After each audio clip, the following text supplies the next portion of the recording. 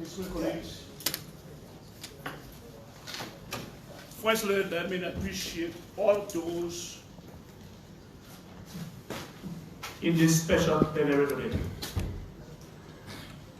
We want to ask for a prayer.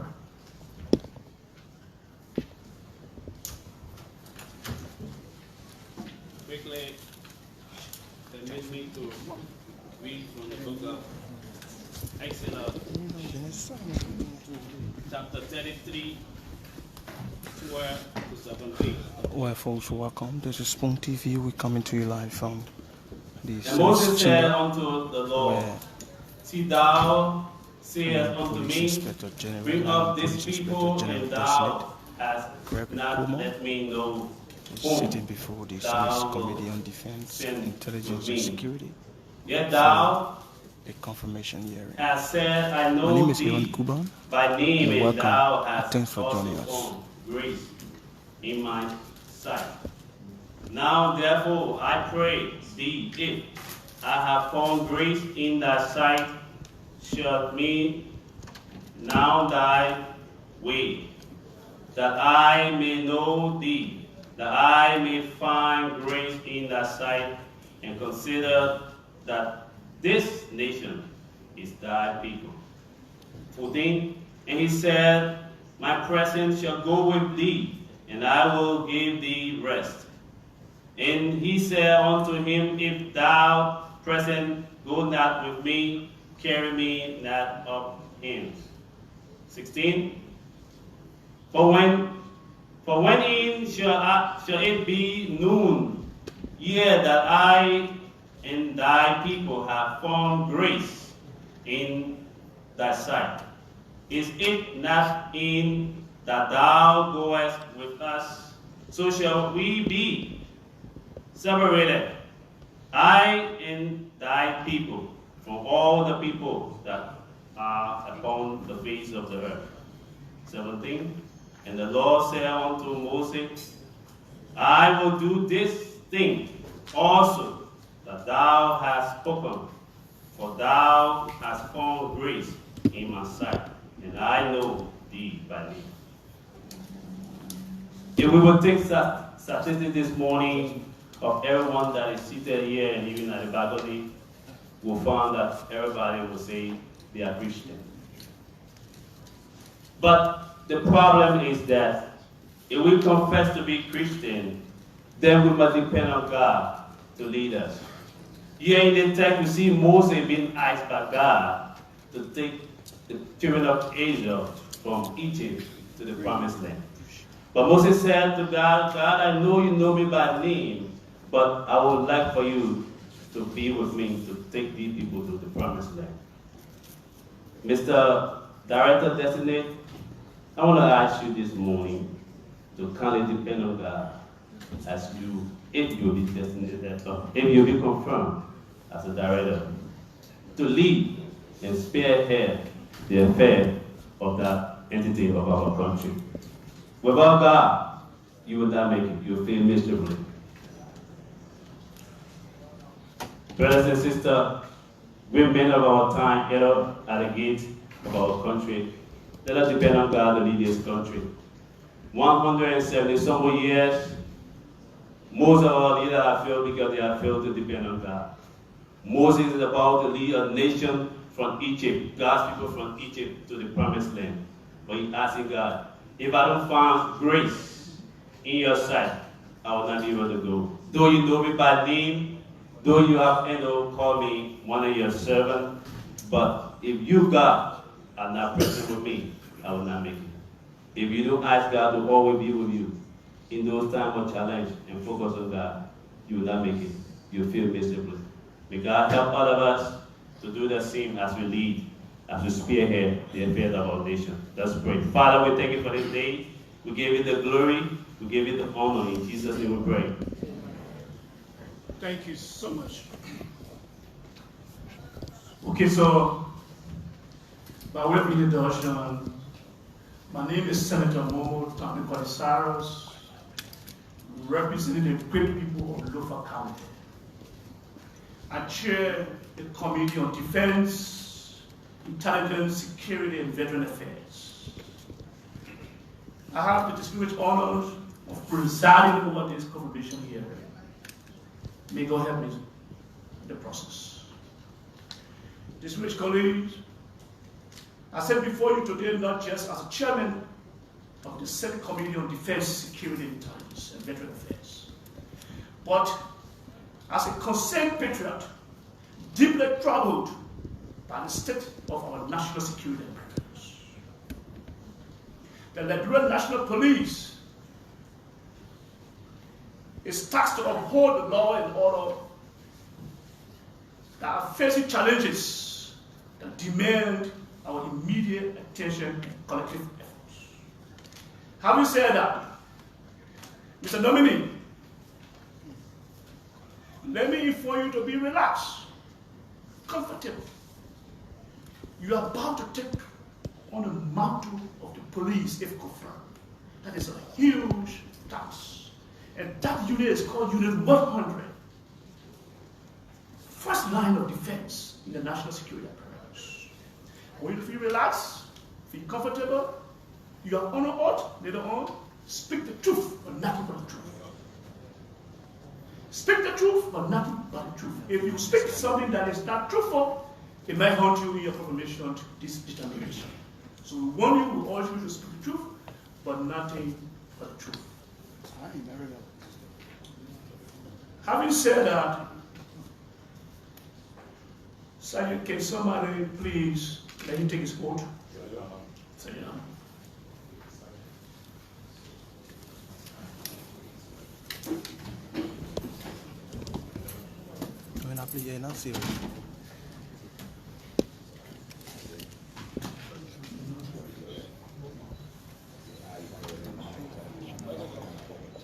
I, Gregory Coleman,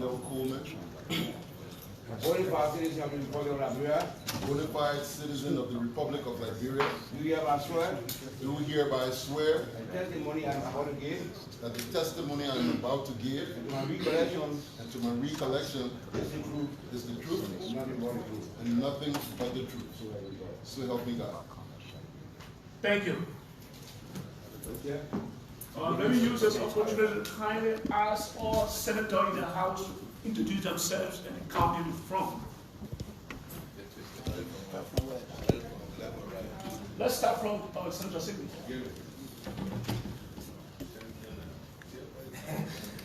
Good morning, my name is Senator Jonathan Rocha Sobridge, and I represent the people of River G County.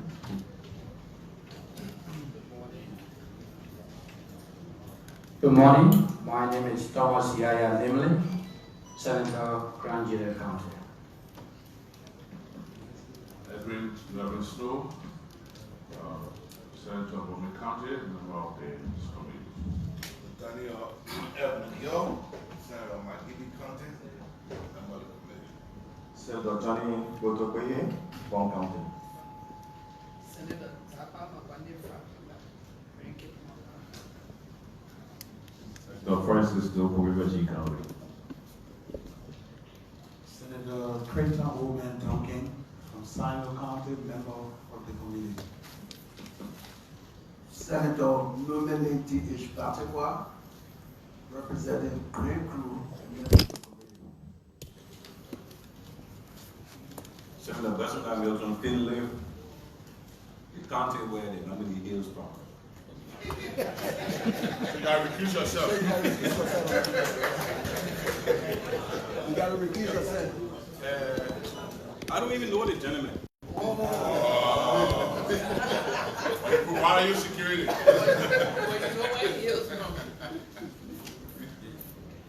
Thank you, Senators, for the introduction. At this time, let me ask the nominee to kindly introduce himself and give us your opening statement. Why you think you are competent and qualified, duly seated to head this very important institution, the National Police. Let me come to a point. Hold on, let me finish. We are going to have this section two folds. With this of national security confirmation, some information may be very sensitive for the public.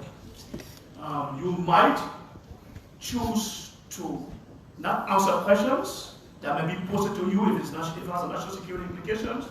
We can go to chambers and have those discussions finalized. So you have the options to answer a very sensitive question or not to answer a sensitive question. Thank you. Provider. The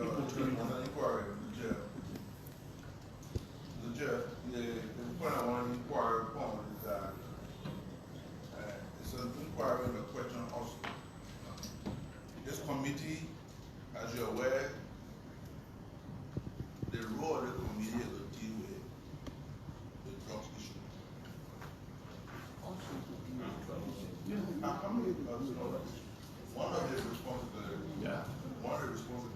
One of the responsibilities. So it could be a question, but I want to address it before the committee introduces itself. I want to make a requirement that before the nominee, in a nominee appearance, best security nominee appearance, we discuss the issue of a drug test before the president even introduces himself, because we're going to be dealing with drug issues. So I want the committee to discuss that and agree on it. Senators, again, yes, on those questions will come in our cross-examination. When you introduce it, I want to make a point.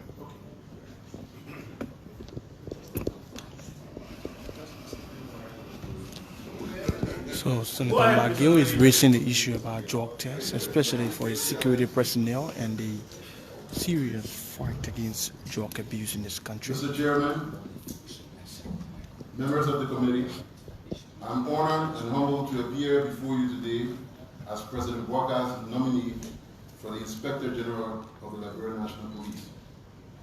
I'm deeply grateful to the Almighty God, through the President, for the opportunity to return to public service and to lead the remarkable women and men of the Liberia National Police, to whom I commit here this day to lead, support, and develop.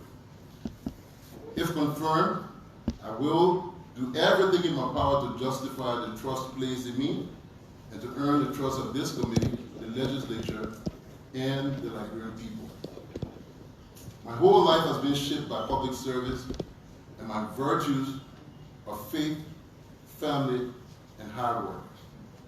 Over the years, I have significantly contributed through teams of professionals towards strengthening the integrity of the institution, gaining the trust and legitimacy of the community, increasing accountability, and attracting the admiration of the force at local and international levels. The police force that I'm inheriting has faced a share of criticism and mistrust. I recognize the impact it has had on our relationship with the community, and I believe that restoring faith and confidence is the most important issue that we're going to be dealing with.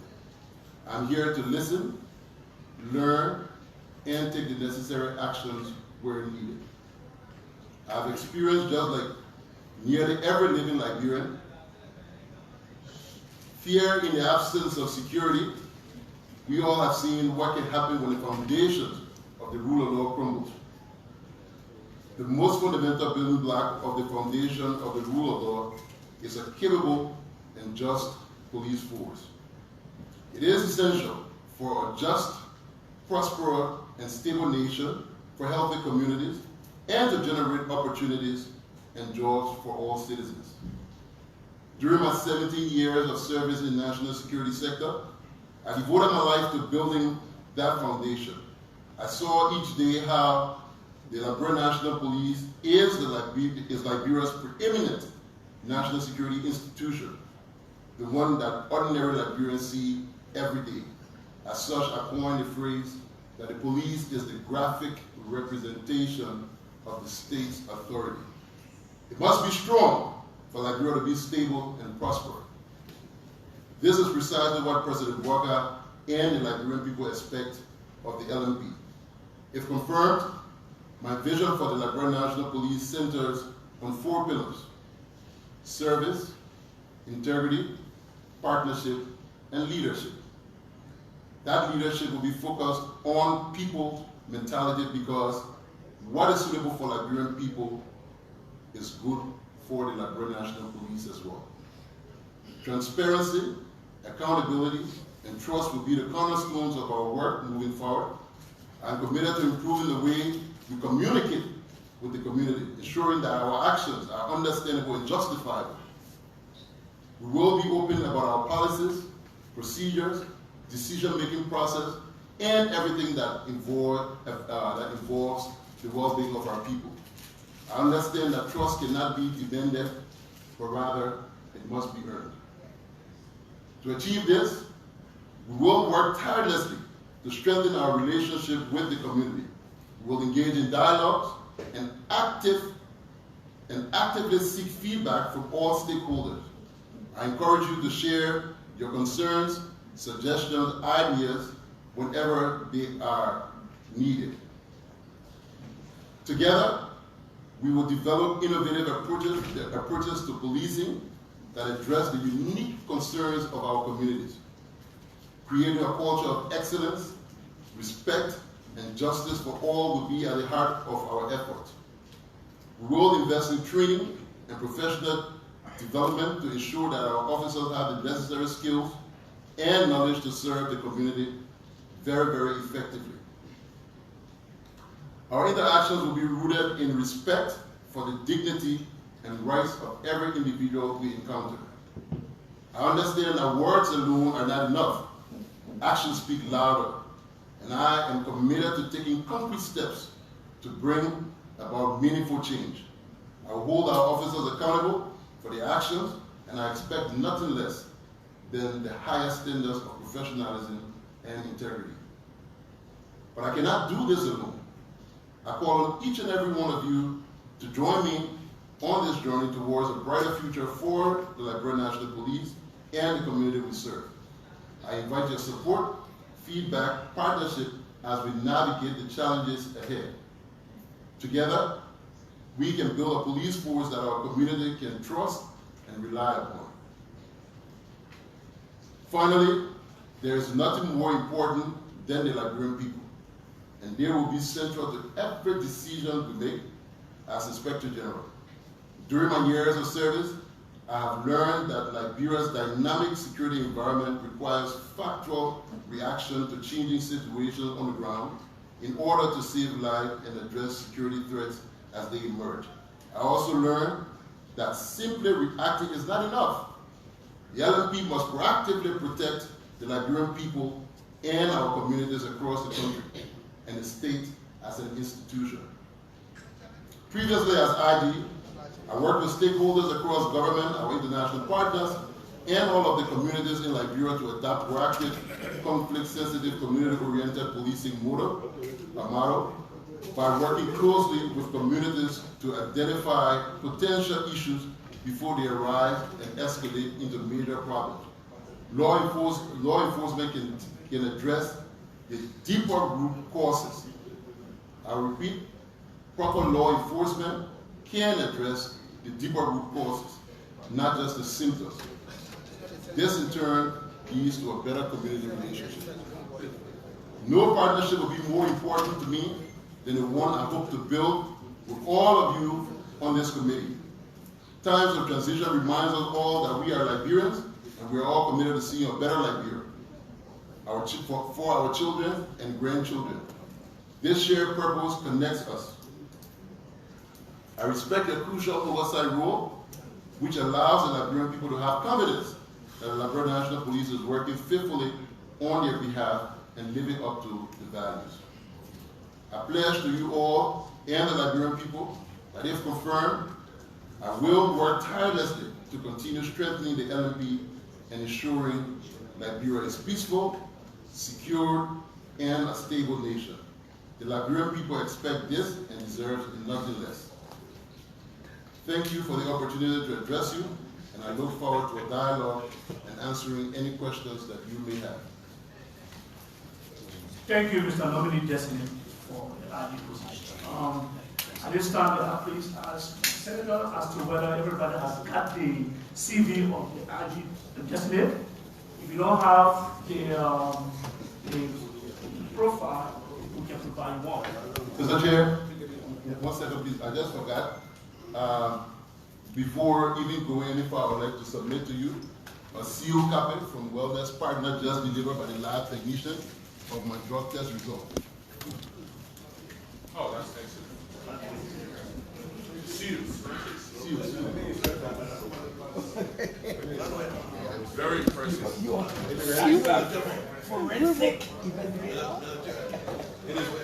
Mr. Chair, it is properly sealed. Very impressive. Very impressive. You are set a new standard. I was looking at it and telling you it properly sealed. IG nominee Designate. Yeah, can I verify the seal?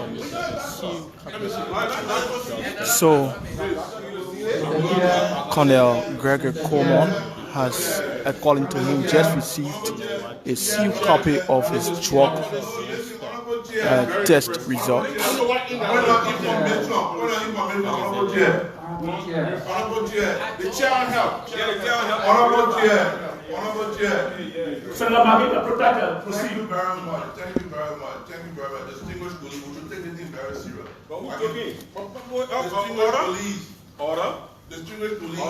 Distinguished colleagues. The nominee presented his document say that his drug test result. I would suggest that we qualify in the medical area. Anybody can go get people from anywhere inside drug test. Right. Anybody can get people from anywhere inside drug test. So we should have qualified people. As we speak right now, we get qualified people in this building right now. We can invite them to come do drug test.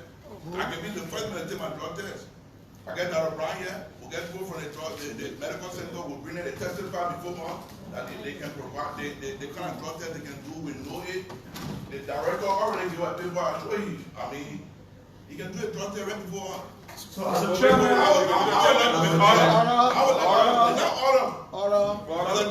Mr. Chair, I'm suggesting, Mr. Chair, this committee make sure that all security personnel that will appear before us do a public drug test by a certified doctor that we will approve.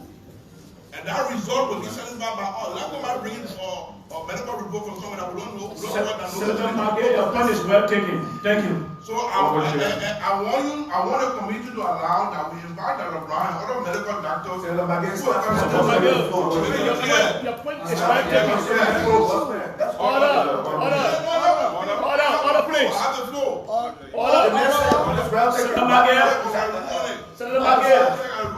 Senator Maggie, your point is well taken. The methodology will be considered by the committee.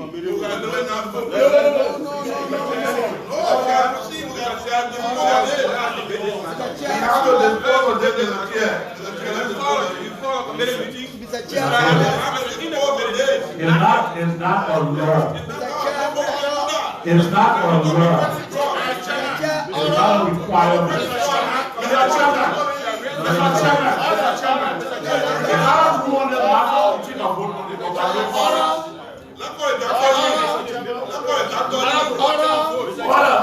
I'm going to move on this issue. Like I said, we don't have time. Senator Maggie, your point is well taken. And overruled, and the methodology will be considered by the committees. Proceed. Mr. Nominee. Mr. Nominee. Order, please. Senators, we have another dude.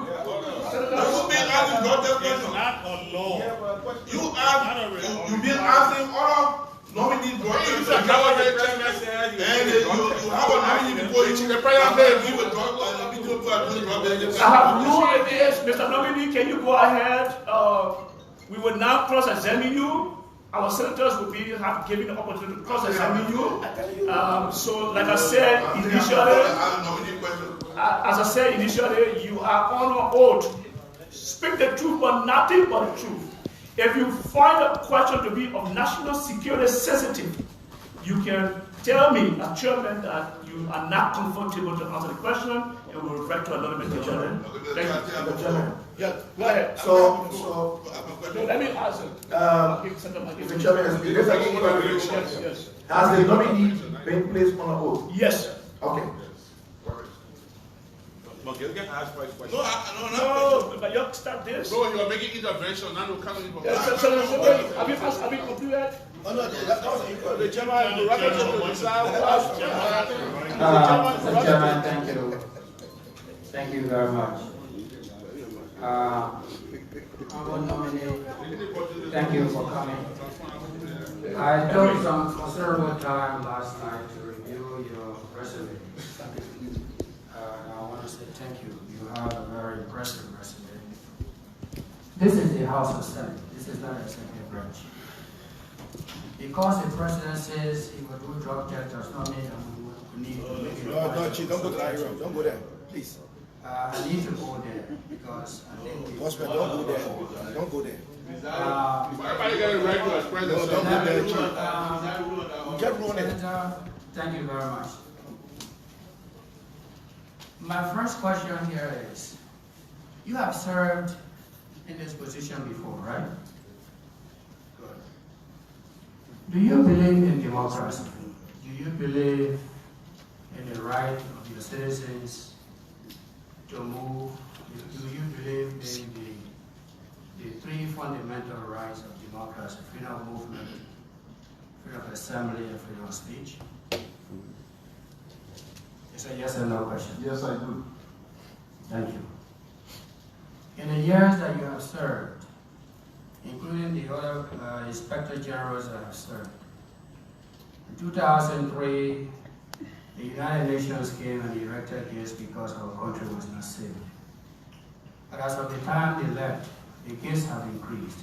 Could you explain to me what if there's a law within the Republic of Liberia that gates should be erected across the country? I do not know of any law that instructs people to erect gates anywhere around the country. Are you also aware that there have been gates erected across the country by police and other paramilitary security? Well, as I drive around the country doing my non-governmental engagements, I've noticed a lot of checkpoints along the road. What's your position on that? Well, we took an action before I was instructed to remove all of those checkpoints because it became a serious hindrance to movement within the West African sub-region. And there were complaints from other countries that there was just continuous harassment in Liberia by security actors. We took a drive from the water side all the way to Maryland, and we counted up over 86 checkpoints, out of which we were able to remove 60 of those checkpoints. So most of those checkpoints that were removed back then, over the last few years, as I move around the country, I see some of them have been re-erected. Sure. I come from Granjida, as I said. At every entrance into any community in Granjida, there's a gate.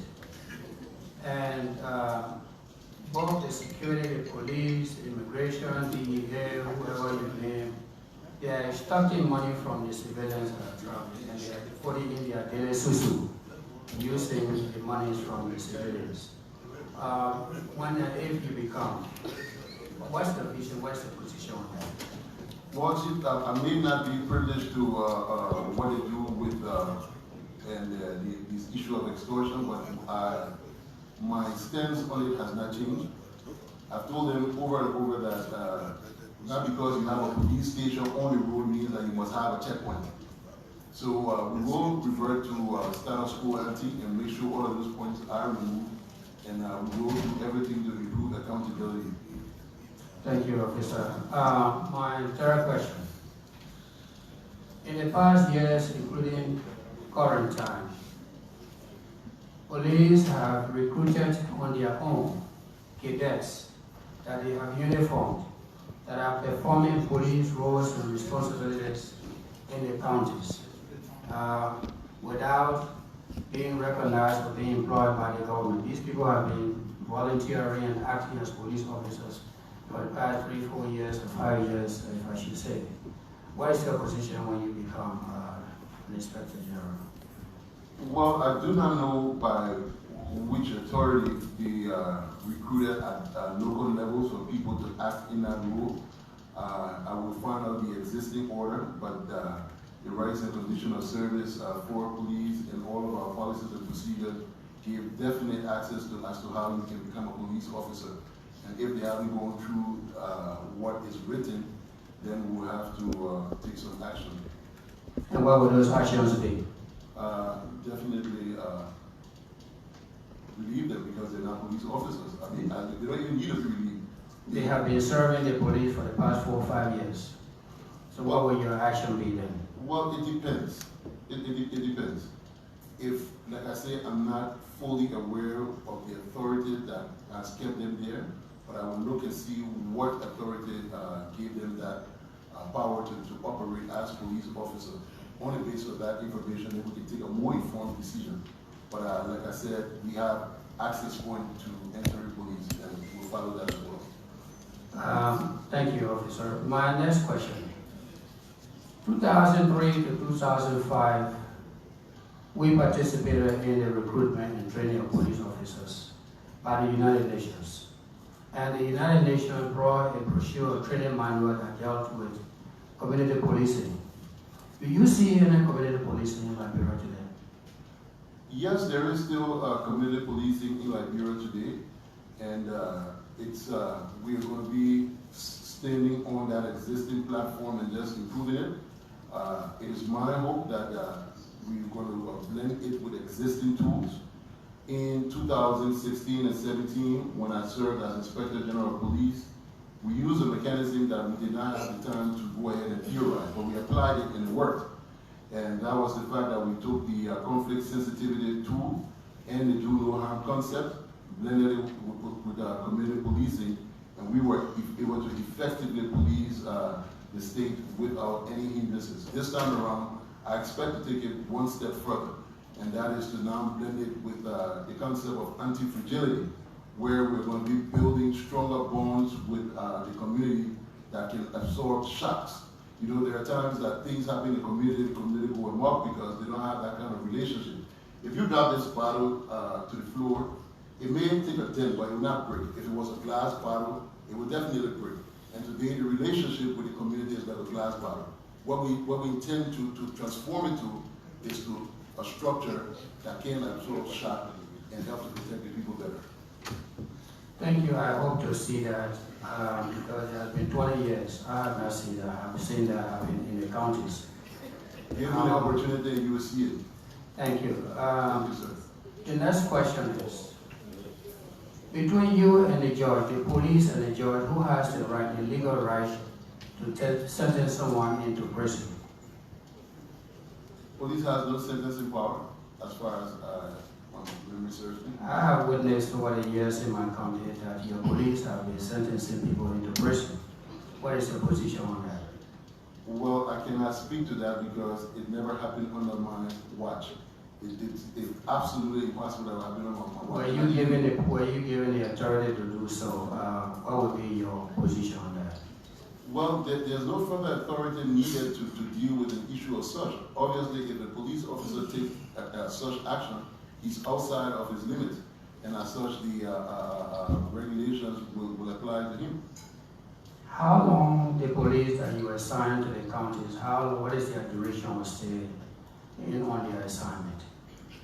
So there's been a lot of work done on the administrative instructions and regulation, and I know we have some documents that cover rotation. So I don't know what those changes are. When I get seated and have privilege to access all of the documents, I can't be able to give you a definite answer. As a matter of fact, I will take note of your question, and I will personally write you when I'm seated with the exact answer of the question. So, I will appreciate that. Thank you. Chair, I'm through with the Thank you. Thank you so much, Senator Frangela. Also, we now take Senator Johnny from Bon County, then we go to Senator Singlet from Gregory. Yeah, good morning, Chair. Good morning, Mr. Gregory. My question has to do with the ethics committee of the MP. How are you going to work to make sure that law enforcement is performed in our country, more especially in small county, where I come from, our county. We realize that a lot of police are not really following the ethical rules. So how are you going to entangle ethic relationship to the citizens and that of the police? So there are multiple ways of engaging with that, and one of which I mentioned in my opening remark, and it has to do with training. There has to be more training over the time when if you don't practice, you don't go back for training to refresh yourself, you tend to forget.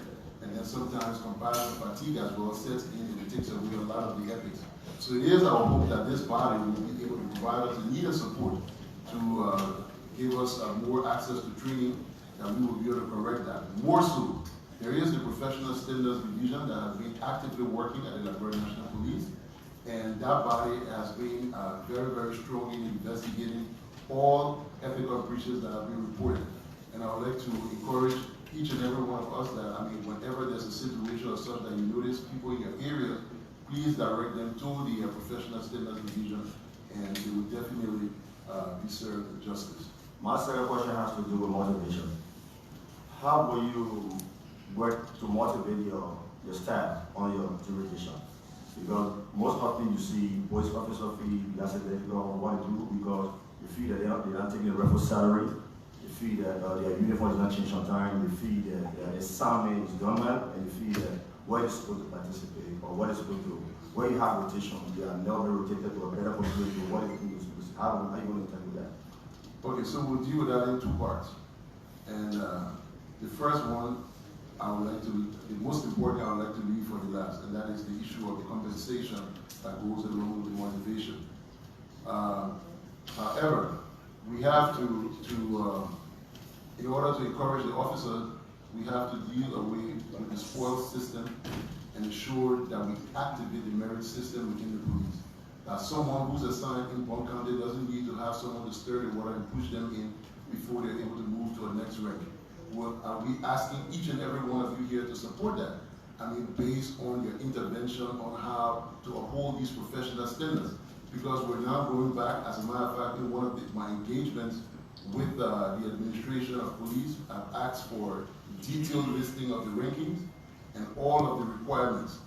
And we're going to go rank by rank, checking whether people acting in those ranks hold the necessary qualifications. So we're going to be taking some stern actions to restore merit and uphold the professionalism within the police service.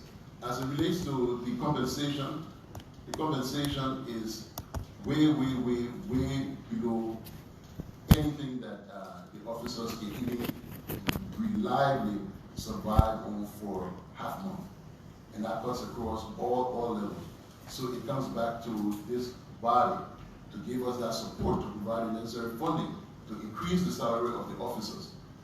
And these officers, they've been demotivated over the years for many different reasons, but that salary component is one of the most important reasons. So in this, at this particular point in time, let me make this as an official request, even if confirmed or not confirmed, because there's two things, to be confirmed or not confirmed. Even if not, to ensure that somebody leads that charge to make these officers' compensation to be at least acceptable to international standards. Thank you. Thank you. So that's it from Roger. Yeah.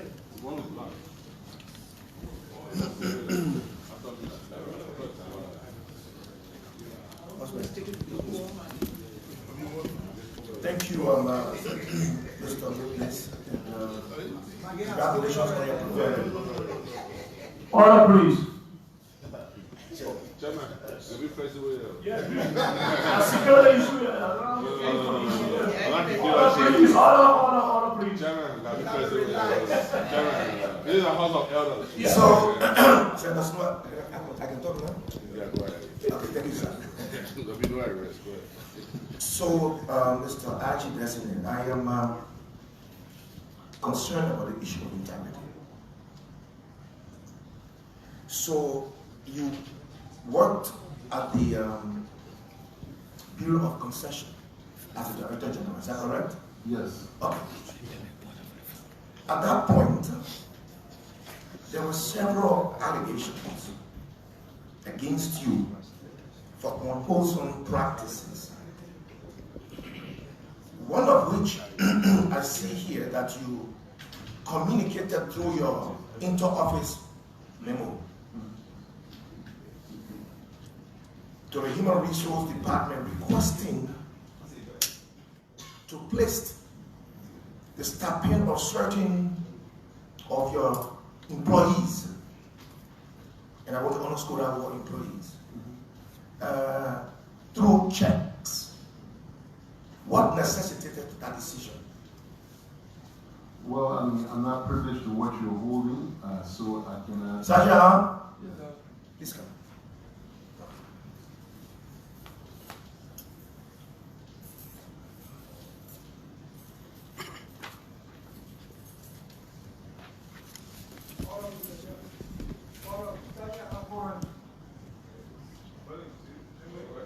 No, I'm asking for order.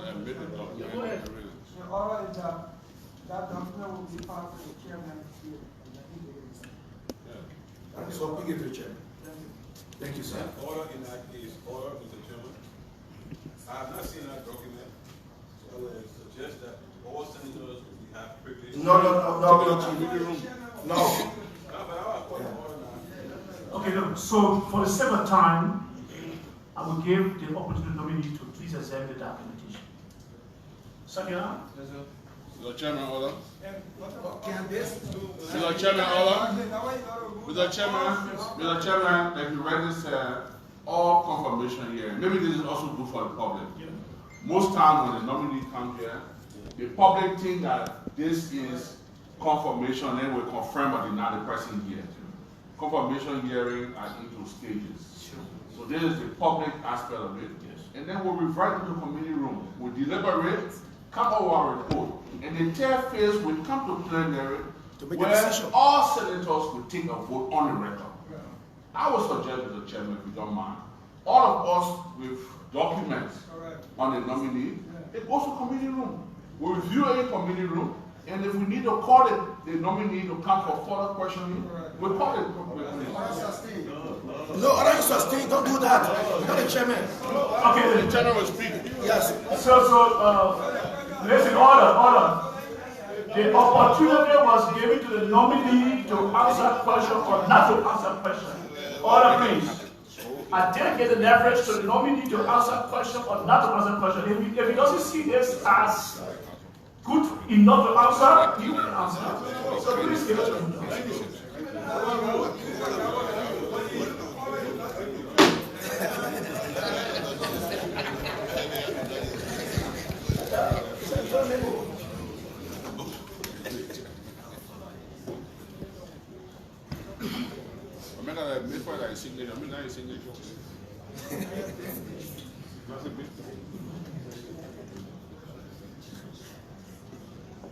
To be paid by checks. This document was sent to me, request from the Human Resource Department to pay new employees that didn't have an account. And that's how it was approved for them to be paid in this manner. Cash or check? So let me check. But then, let me restate here that memo came from you. Yes. To the Human Resource. No, sir. It says to Honorable Gregory Coleman from Human Resource. Mr. Coleman, by reason of that document. It's right here. It's very clear. To Gregory Coleman from Perfect Coleman. All right. So based on that internal memo, this is the payroll of the Bureau of Possession. Should I submit this again? Yes, please. Please, yes, please. He has a right to. Go to committee room. Husband, this is where we ask the question. So the Senate will ask the question, they will give the question. Why not say that evidence? Send out you proceed, evidence. These are questions that are integrity, and I have the right to ask them. Don't have the right to go to committee room. This is why we go to committee room. The nominee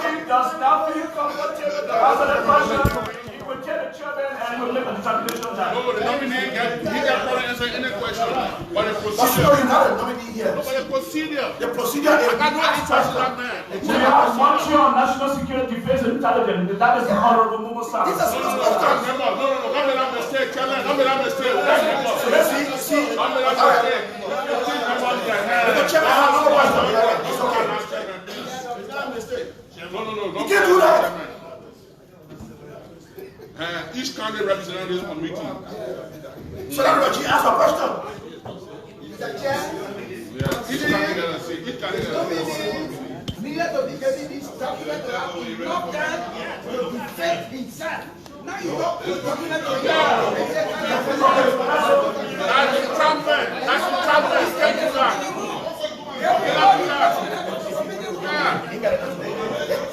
Now what we're committee room.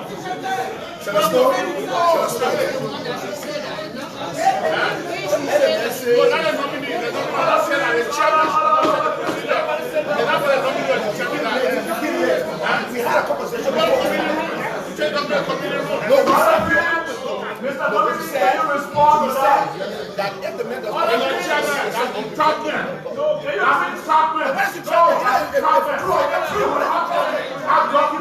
we carry committee room discussion there.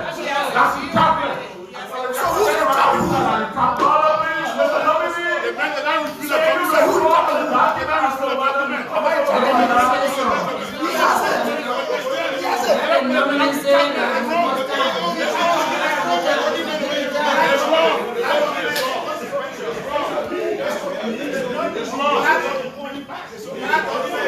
Mr. Nominee, can you please proceed answer as to whether you have to act on that document? Mr. Chair, yes. I believe that the Senatorial Anti-Corruption Commission has statutory responsibility to investigate all of the allegations that are being mentioned here. And if I may be correct, and you may stop me if I'm not, the Anti-Corruption Commission had a full-scale investigation. We have not gotten to that. No. You actually listen. You can't confront the senator. Chief, do not stop me when I'm talking. You can't confront the senator. You can't do that. Go ahead. Just go with your explanation. We need a plan. I am not talking about the Anti-Corruption Commission. I'm asking you. Order, Senator Sindel. This is investigated by the Anti-Corruption Commission. That's all you. Yes. That's all I'm saying. The board of the Anti-Corruption Commission. Let us go into I'm not forcing a hostile witness. Going forward, all documents that has to be admitted will be received by the chairman and will be communicated to the nominee and will meet him in the committee room. Thank you, Chairman. Now you're speaking on the Thank you. So, any other senator have a question? Yes, Senator Snow from Robbing. Thank you, Mr. Chairman.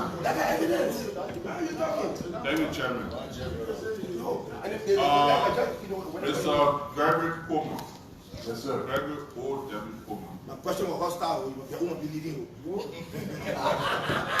Mr. Gregory W. Coleman. Are you on drugs? Absolutely not, sir. We have now reviewed your sealed document, so we'll review it, but I just thought to ask that question first. You served as IG police for a few years before the 2017 election. After you left the police, today we have counties in Liberia that have maybe just 6 police officers. Some of the counties, the police officers, no uniform. We have cases in Liberia where police go to arrest someone in their own pen or motorbike. No morale for the police, no logistics. If confirmed, can you pledge that we improve the morale of the Liberia National Police like you did when you served as IG police? Most definitely, sir. Very good question. Mr. Nominee.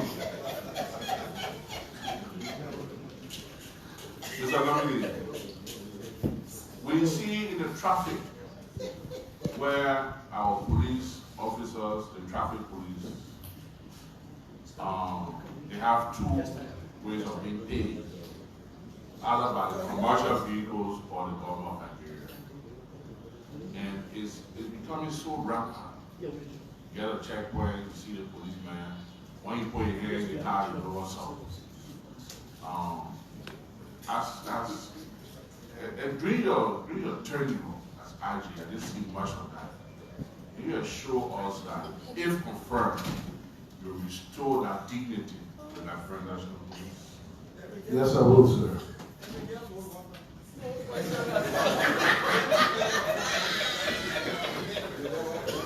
Mr. IG Police, Mr. Nominee. Yes, sir. Are you a member of any political party? Absolutely no, sir. Never in line. Sure, never had a card for any political party? Never. So, over the period, we witnessed groups of diverse backgrounds entering the grounds of the Capitol building, slogans, political, different interests. There have been times where they've even come up to our chambers, going to our offices. I'm reminded of the situation in the United States after the election. January 6th. January 6th, thank you. Where people, there was an attack, so to speak, on Capitol Hill, Congress. The then Vice President survived that attack by the skin of his teeth. We see the same spirit being developed in Liberia. What would be your approach? Will we encourage us through the spirit community to have Capitol Police, or can the LMP provide security on this ground? Then today when I came here, I see banner out there with a picture on one, AB Coleman picture on one, this and that, and people coming with drones. Yesterday we could not have seats here. Fortunately, the chairman of Foreign Affairs postponed a hearing yesterday. Law and order seems to be breaking down. There are instances where our own staff here, that should be our first line of rescue, they will even block us from coming to work. What do we encourage? Should we have Capitol Police, or you think the Liberian National Police should take charge of providing security on this Capitol? So, Senator, if my memory serves me right, we were in a discussion at some point in time about either expanding the service of the police to cover the house, and then we're also discussing that of the Capitol Police. But I would like for us to look at the details in another setting than for us to just come up with one definite answer here at this point in time. That is not my Thank you very much. All right, Gregory Coleman. You obtained your bachelor in 2004 from Washington. Yes, sir. You went to Ghana Institute of Management and Public Administration. Yes, sir. 2013. You went to Harvard University, John F. Kennedy School of Government, 2016. Yes, sir. You served the Liberian National Police, and I'm being honest, in living memory, you have served, when you served the Liberian National Police, you brought dignity to the police force. I will close by encouraging you, if you are voted on and confirmed, I will encourage you to restore the same dignity in the Liberian Police. Give our police the power they deserve. There's information that the police has been factionalized. Bring them together. Let's work together. And Mr. Nominee, you have my vote. Thank you, as sir. the next Inspector General of the Liberian National Police. Thank you, sir. Okay, thank you, sir. So, Senator, that when we hear where the introduction was done, all senators, can you kindly introduce yourself so that the nominee will answer you by your title?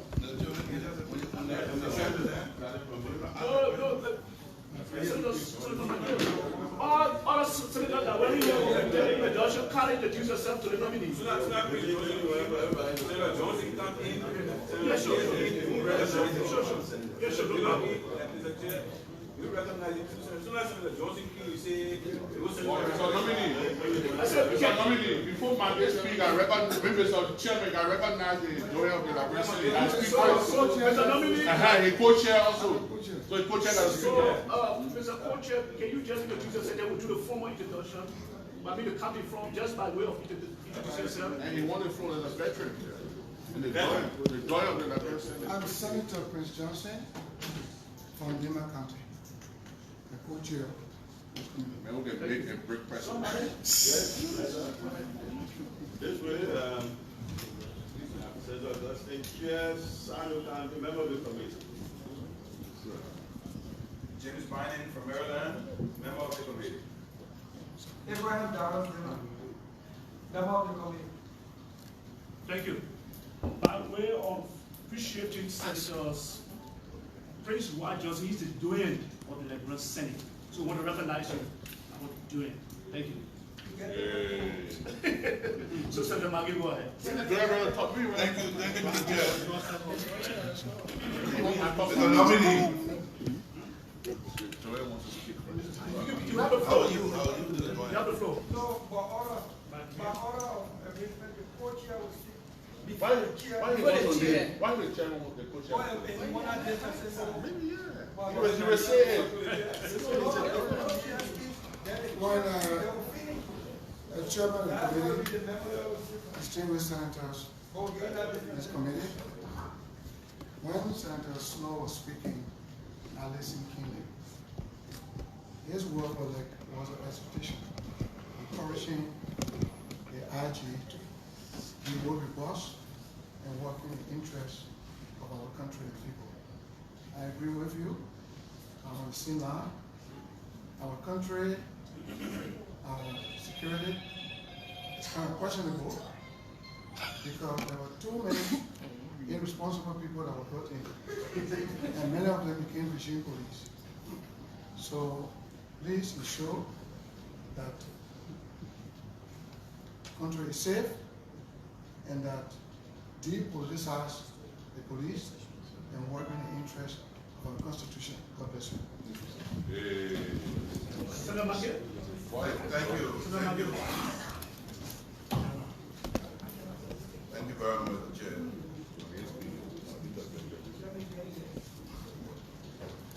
As a nominee, let me thank you personally for submitting to this committee what you claim is a drugs test. And the reason why I'm commending you because the DEA and the police have been trying to fight drugs in the country. I'd like to ask you, are you willing to take a second test? A second public test. Second public test. So if we invited the doctors to come now, would you accept to do your blood test? Wholeheartedly. Mr. Chair, I ask for unanimous consent that we allow professional doctors from JFK come to this list. During the year? I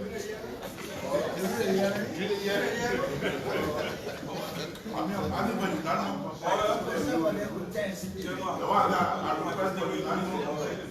this is a procedure asking for unanimous consent. If they say no, the chair will rule for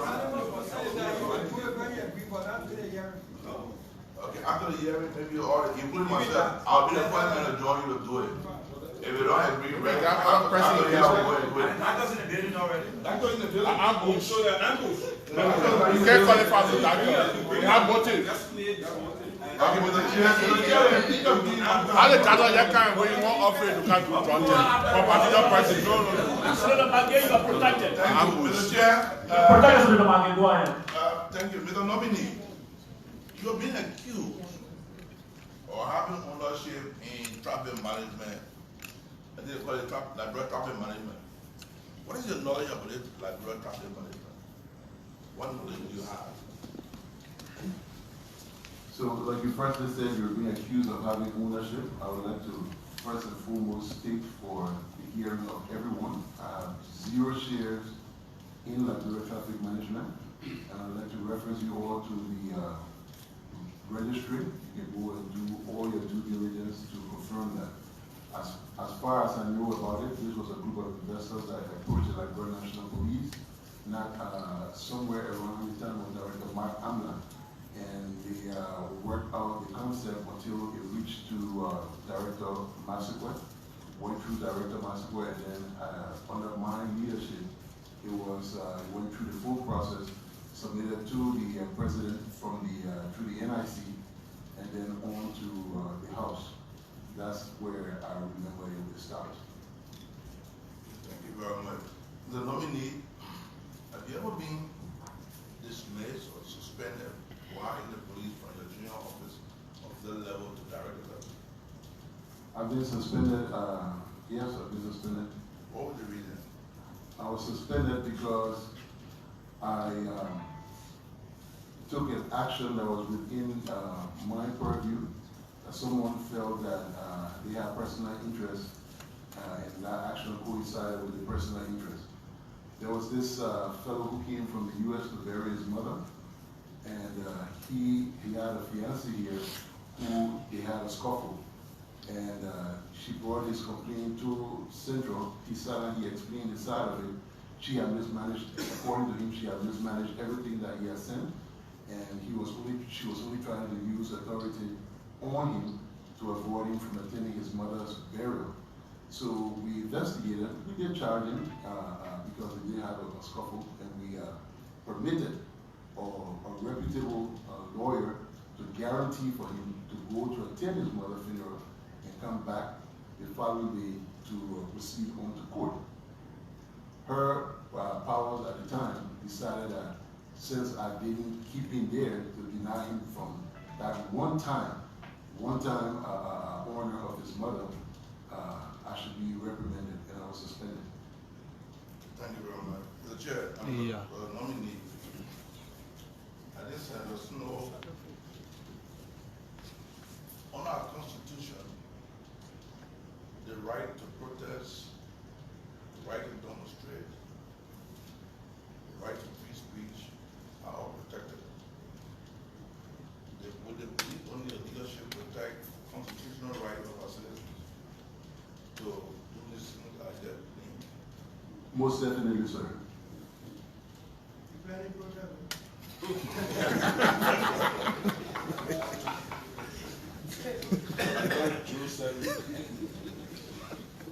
As a nominee, I'll let you join.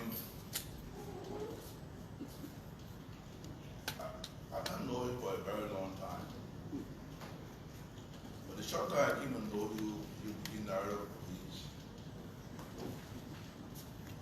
I saw a different police on the leadership. And I want to thank you for that. I want to encourage you. So the sympathetic, one of the things the police are getting, the morale in the police very bad, very low. People have low salary. I think it's a responsibility for us as lawmakers to help you achieve that.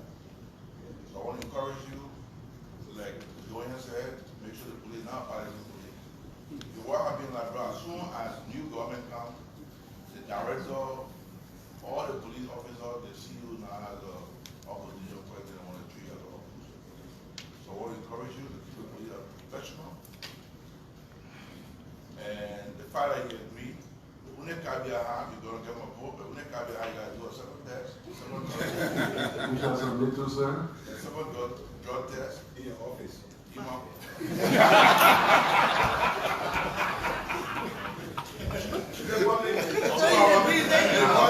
public, because I don't want to go private, I want to go public.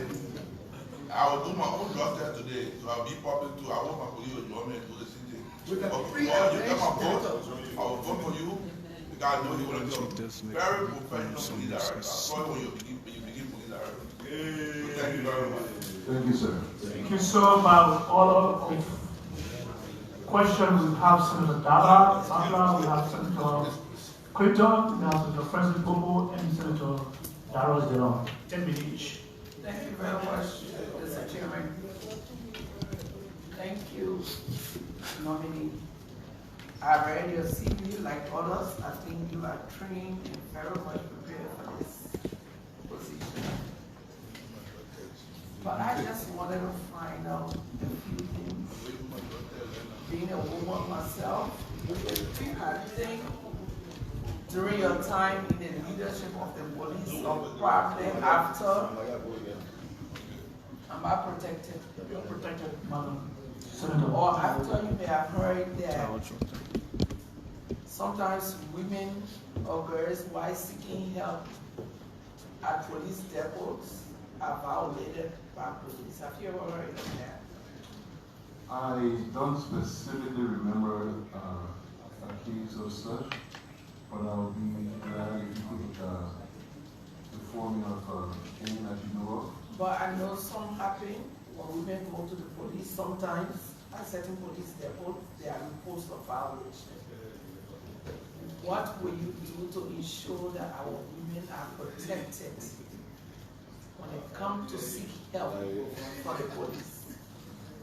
So one of the things that we always tried to do was every assignment to have at least a female officer there. You know, the police have been striving to beat up with a resolution that speaks toward increased female participation, and we're somewhere around 22–23%. So we will deploy in a manner that's representative of the gender balance, so that we can accommodate all genders visiting our airport. And we'll put further measures in place that will even call for greater accountability of the officers who will be dealing with people at all levels. Thank you very much. Another issue of concern is the response to crime. Sometimes there is urgency for police to respond when things are happening. And let me just state an example of a woman that was gruesomely violated in the red light area not too long ago. The video showed that there was a particular police officer with people designated, and they didn't attempt to do anything. These are situations that make the community and the people to resort to more action, because they lose confidence in the people that are supposed to be protecting them. How will you ensure that the police under your leadership will be swift to respond to crimes whenever they occur, especially in the urban areas? Because in the interior, like one of my colleagues mentioned, some of our counties don't have more than 4 police. But in Monrovia, where you see police almost everywhere, and things are happening right under their nose, and they don't make any move, and nobody get to question it. How do you intend to improve that, to build confidence in the police? So building confidence and trust is everything about the service that we provide. And like you rightfully said, the reason why we see an increase in more violence is because there's a serious lack of trust in the justice and rule of law sector. On the side of the police, we will do everything we can to engage the communities proactively, to build strong relationship with them, and just be open and more accountable for our every action. I would like to use the Liberian Private Sector back, but into short. Right now, Liberia National Police has today 15 turnkey vehicles. That is, you're getting to be able to drive to go operational, and every last one of them happens to be right here in Monrovia. The rest of the county have got 0 vehicles. So response is almost non-existent. And that is why at times you hear officers making demand that before we respond, we need you to pay our way and stuff like that. So these are the kind of lack of logistics that even lead to that, and it doesn't even just undermine response. It breeds the corruption, because the officers now, they have the whatever men on standby with a special charge, and if you need that response, you have to pay. So I mean, back to you all again, it is a serious emergency, very, very serious emergency, that there is a need for serious logistical help of the National Police if we must be able to police adequately and regain public trust. But we're going to do everything possible, everything that requires no funding, all of the action, because some of the things like gave confidence doesn't require money. So all of the ones that are within our reach that we can do without funding, we will begin on them immediately as soon as we prefer. Thank you very much. And speaking about logistics, one thing that I think the public will bear with me, that the police is one of the first. The institution that took over the use of logistics so very fast. The management of vehicles. Sometimes they deploy these vehicles with the police and you see a very new, brand new. Within 6 months now, most of them are down. So what are you looking at that? Because it's one thing to give you the logistics, it's another thing to be able to take good care of it so that it goes for a certain number of years or a period. What are you going to do about that? So I will admit that some level of recklessness can be in our organization at some point in time. But I also like to state that the police, the vehicles you see them give police are the only government vehicles that run 24 hours. 24 hours, non-stop. I mean, just we will start to change shift and we'll go again. That being said, I always acknowledge them that as law enforcement officer, you are there to protect life and property. So when you're driving this vehicle, remember, you as a policeman, you still have to protect that life and property. Whenever you're involved in an accident, you have failed your duty as a police officer. So there are measures that we have put in place. There are simple policies, one of which, if I'm privileged, I will keep that policy, but it was one that really worked. It's called, if you scratch my car, everybody back there know the answer for the rest of it. Because I take it very personal. I tell them all these vehicles belong to me. I get up every morning, I check them. So if you go out there and you scratch one, before day breaks, you're out somewhere knocking some mechanic door to spray that vehicle before I get up to see it. So we've put in a lot of measures, to prevent the destruction of government property. And this time around, we have even better measures to ensure that they're well protected and well maintained. Thank you very much. Lastly, someone mentioned about the split in the security force, not on the police. We've witnessed our country has come to a point over the last few years that everyone has signed, including those wearing uniforms and carrying guns. Currently, we hear that after you left the police, there is a split. There's a group they call Greg people, and the other, I don't know whether they're your successor, Patrick people. And they are there. They are waiting for you.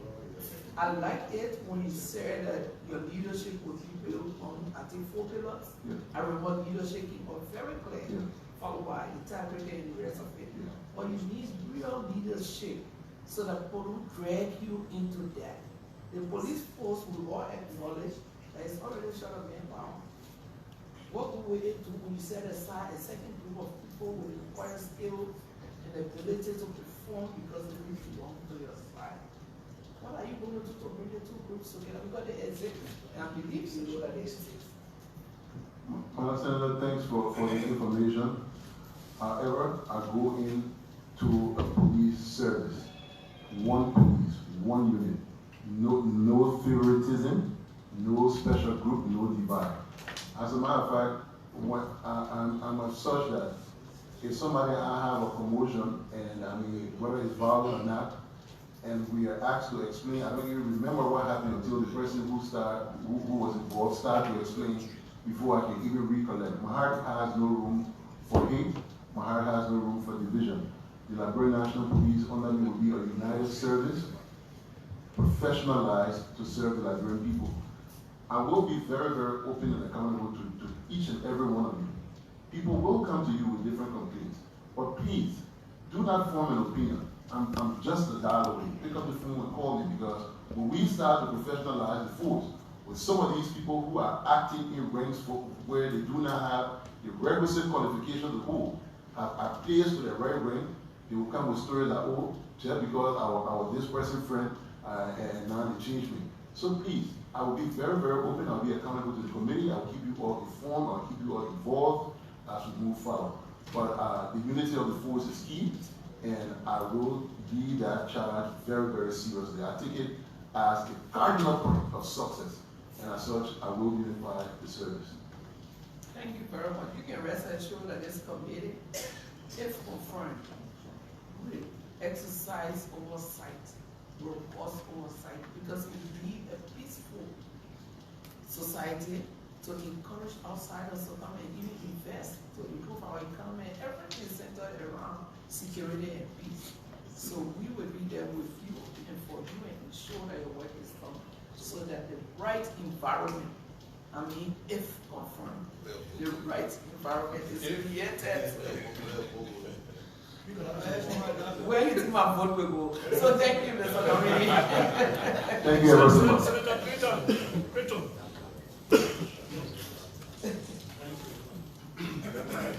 Thank you, Mr. Chairman. I like the atmosphere that's presently in the room among the elders, because with this year starting, there's a little bit tension. But Mr. Nominee, I am not talking much about your qualification because we look at it 2 days now, and I think from your experience, you serve as the RG and the so we know that, and then from our big brothers, they have all said that you did very well. But here is what I'm concerned about. The safety of the police themselves.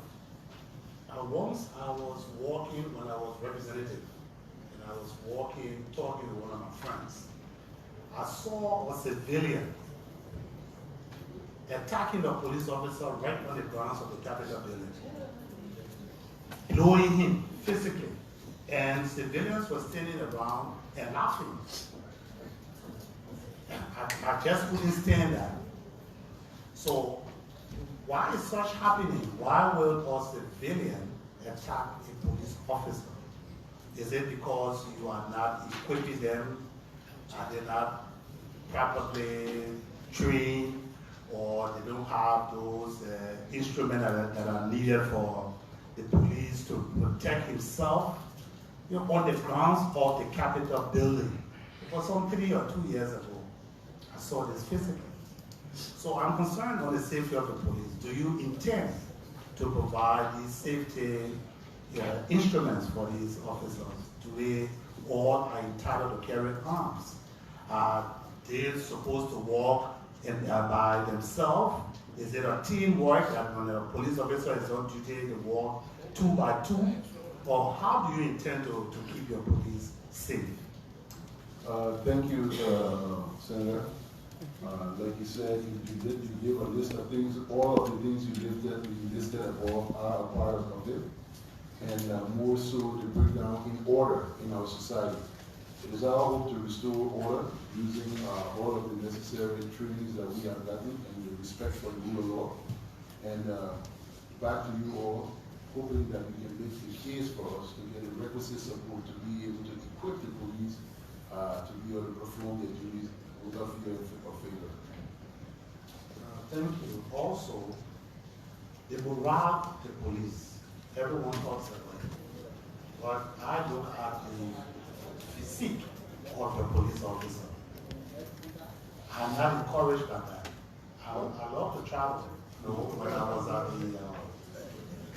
the House of Representatives, I was in charge of foreign affairs. So I took most of my time traveling.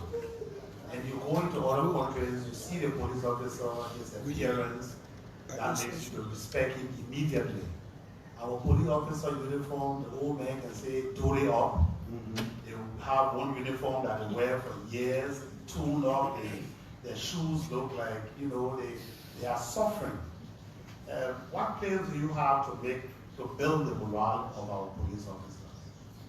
I plan, if confirmed, to make an immediate request to this body for support to be able to restore dignity to the Liberia National Police.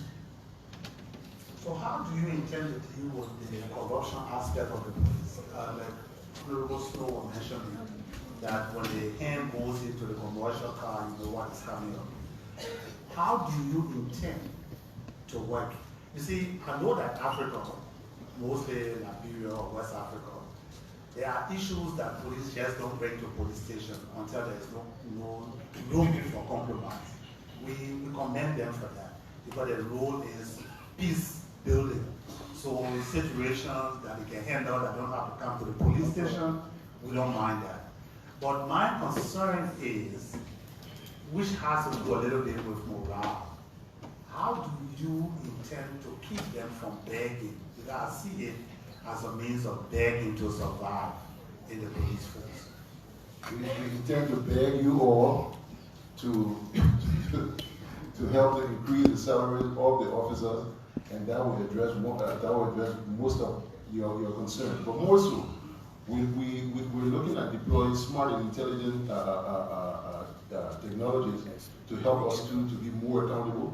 The likes of body cam, the likes of building a smart city that we will be able to help to deter criminals and be able to prevent some of the crimes that are preventable.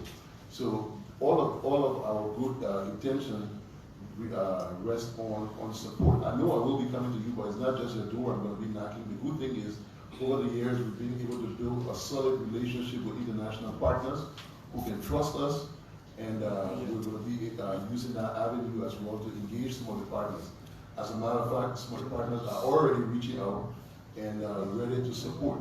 So within the next 30, 60 days, we're hoping that you will begin to see some changes, like almost immediately, you will see some changes because we have solid commitment from partners who trust us. Will you participate in the budget allocation of the police, or you will just support the budget that comes to the House or to the Senate because it comes from your boss? Are you going to be part of it to make sure that all you need is into your budget? The budget preparation, yes. Allocation, no. Because we were prepared, they make the decision as to what to allocate based, Who made that decision? The Ministry of Finance and Development Planning, and then follow up. How is that possible? How can they do that on your behalf? So what we do, they ask us to send our budget for the year, and we will send everything that we need. And sometimes, most times, the cut is cut down almost by 50%, 60%, sometimes 70%. So they only gave us they appropriate to us whatever we see. But we always make sure. So you are saying that helps to weaken the police force? It does. It does. Thank you, Mr. If you look at the budget right now, it's a manpower-based budget. You have 86% for salaries and only 16% for police operations. And that is very, very inappropriate. If you look at our deployment, we cannot even continue to sustain it. You have deployment going as high as 1,000 to 3,500 in some areas. People are complaining here that in some districts they don't have any police officers at all. So how can we recalibrate, retrain, and redeploy adequately so as to have a more appropriate proportionality and a better police per person ratio in these areas? The only way is through the necessary budgetary support from the government and our international partners. Which you have been denied over the term of serving as IG. Which are being formed that are competing priorities. That's the one word that they always use. Competing priorities. And finally, I'd like to know is that what do you intend to do to change the police force? I intend to be that leader that take on the responsibility of getting the officers to follow in the right direction. I intend to unify the force, as the Senator rightfully said, and I intend to support the well-being of the officers. I think if the well-being of the officers are actually paid attention to, and officers' morale start to boost, I think you will get a better service. It is my intention that this time around that we're given this opportunity to bring service alive in the police. Before it's been a cliche, you see on our cars, serve and protect, serve and protect. But the service that is being referenced there is nothing different from what you get in the restaurant, from what you get in the church. And you go there, you feel served, you feel pleased. My intention is to bring service alive that when you encounter a police officer, you will go home and tell your children that yes, this country is changing. We are headed on the right path. That is my intention. I'd just like to tell you in this public manner, based on the record that I know of, and then based on your history in the police force, you will definitely have my 100% unflinching support Thank you, sir. Thank you so much, Senator Francis. Thank you. Mr. Chairman? Chair, distinguished senator. Like my colleague, Senator Peter said, we will go to your credential. I'm a witness to your credential. We shared time in school. We shared time in professional studies. So at some point in time, we have moved together. And also in the same energetic youthful age range. So I just want to go to some commitment points.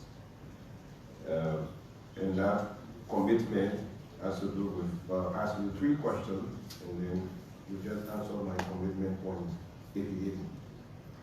I will always say this: you are going to dispense justice. Are you loyal about it? Yes or no? Yes, I am. Do you own a security firm? Yes, I do own a security consultancy firm, yes. So in your service, will you still be the owner? Absolutely not. Okay. Were you implicated in any audit report that require restitution of funds while at MDC or as body director? At the LSCC, yes, at the LSCC. There was a case reported at LSCC where it covered all of what was being asked by the senator, double involvement and payroll filing and everything. And the LSCC investigated. It came to a point where there was a discrepancy of $250 US. And that amount was, it came from a travel that I took in to Holland. And government had given, it made a per diem available, but then the check delayed. So the then finance person went and made a withdrawal from the account and gave me the amount to travel. When I got back, the check was ready. She went to the finance ministry, signed for the check, and brought it and gave it to me. When she gave the check to me, I endorsed the check for her to encash. She went to the bank and cashed the check. And then she brought back to me whatever change I had after she made the deposit. When the LSCC investigated, they found out that $250 was short from that money she invested, she deposited. So I didn't, at no point in time, touch the check, touch the cash or anything. She brought my change to me. So that $250 that was short, I saw it, I was advised by my lawyers and everything that, listen, $250 versus an indictment, since they're saying you're responsible even after all of the explanation and everything. And I didn't feel it was going to be a favorable and a fair process for me if I had gone to the next level. So I made a note to file and I paid the $250, and the LSCC issued me a clearance. Thank you. And said it wasn't criminal. Thank you, resolution. Thank you. So then I want you to make some commitment on my post.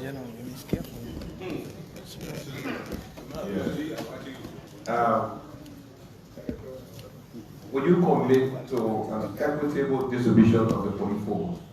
I come from Refugee County. Yes, sir. Will you commit to regularizing your vehicle and traffic law? Yes, sir. You know, I mean, I asked you the last time you regularized? 72. That's why I say you want to. For your Yeah. No, I'm not sure about that. You got to get down up to it. Yeah. Will you commit to within 100 days? It's a low-hanging fruit. Will you commit to returning the checkpoint to status quo? 100% so, sir. Thank you. You can vote. Thank you. Thank you. Before Senator Dallas speak or ask his question, the Senator just came into the chamber. Can you just introduce yourself to the nominee kindly? Thank you, Mr. Chairman. and colleagues. I'm Senator Sir Joseph, Senator from Monrovia County. Information to the introduction? No, the security information I want to give the chair. Publicly? No, yeah, because there's any information. Mr. Chair, I just want you to recognize, and to all the senators here, I want to recognize, I just got a call, I just got a text message from my district that people are protesting in front of barracks. So the police director will give a mention. You can hold and confront him and then go to the work.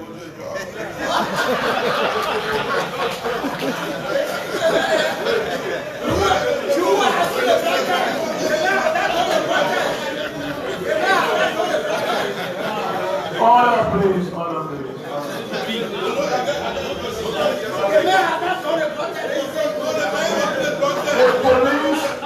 The police has officer in charge. Order, please, can we continue the introduction, please, senators? I have the floor. Yes, you have the floor, Honorable Senator Sir. You are only here, you are only authorized to introduce yourself. Any other senator in the House, the chairman that hasn't introduced his or herself? Yes, go ahead. Hello. I'm Senator Boto Kane, representing the people of Bambu County. Thank you. Senator Councilor Joseph Kobato Jala. Thank you. Thank you. So we go to Senator Abraham Darrell Dillon for his cross-examination. Oh. Okay, Tyler, can you please? You can do that. You want to do that? No, I mean. Go ahead. Go ahead. Alex Dollar, Bobby County. Thank you. Senator Dillon, you have the floor.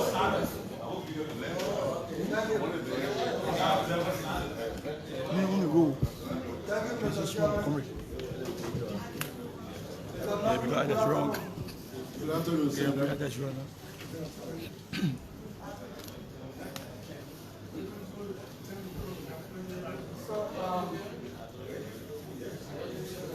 Most of my colleagues have spoken.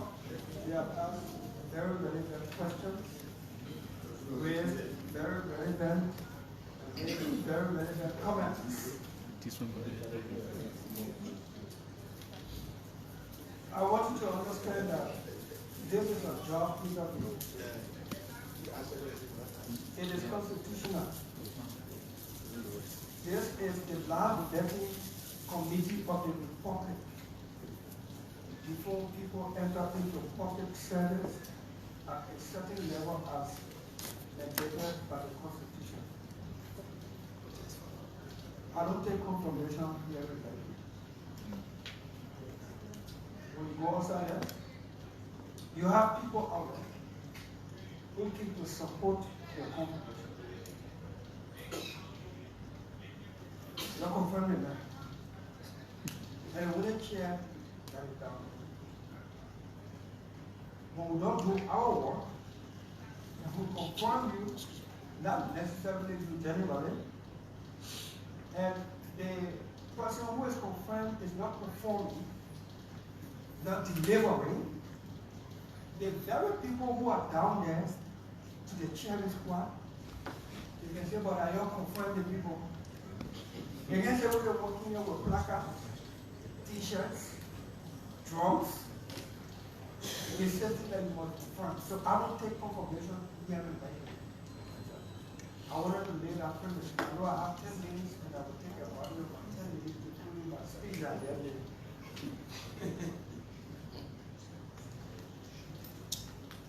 Mr. Nominee, what is your assessment if you have done any evaluation, if you have done any of the police force you left and the one that you may inherit? Should we conform it? Question. Thank you, Senator. So I haven't had the full assessment that I would need to do to be able to make a more informed decision. But just from the look of things and what we're privileged to at the transition period, because I headed the transitional working team at the police, there are many challenges. The police are faced with some very, very serious challenges that threatens the national security of the state.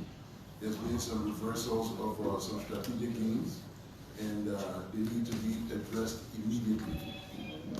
However, when I am confirmed and have the opportunity to have access to all of the resources and the available documentation, I will definitely give you a better assessment of what it is. But from the look of things, it's not where I left it. Thank you. Should you be confirmed, do you commit that it will lead to investigation, fresh investigation, to bring closure when necessary to some of these unexplained suspicious deaths that occurred in this country that have not had final, conclusive closure, and also including the 3 missing Nigerians from this remote, through this remote area. There are a lot of suspicious deaths, especially notable, that are still lingering in the minds of our people. In the minds of our people. And order, please. Give the senator protection kindly. do you commit on oath that these matters will be according to court case? Or you leave them questions? Yes, I do, Senator. As a matter of fact, some of the investigators who have been around for a while are even volunteering to lend support just to review some very, very old files that are taking years and years and years back, just to give closure to some matters. And it's not just over the last few years. We're looking at cases that have been there for as long back as in the early 2000s and stuff. All of them, absolutely no limits. Anything that we can find some piece of evidence on to bring proper closure, we will look into that. So, should you be confirmed? I want you to go home knowing that I'm a member of this committee. These are matters of our hearts. These people who, most of whom died under circumstances unexplained and no closure. They are residents of the county that I represent. First, and they are Nigerian, as myself. I am very, very, very concerned about that as their representative.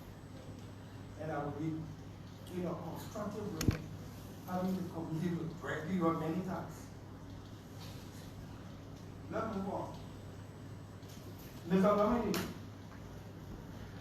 the traffic in our country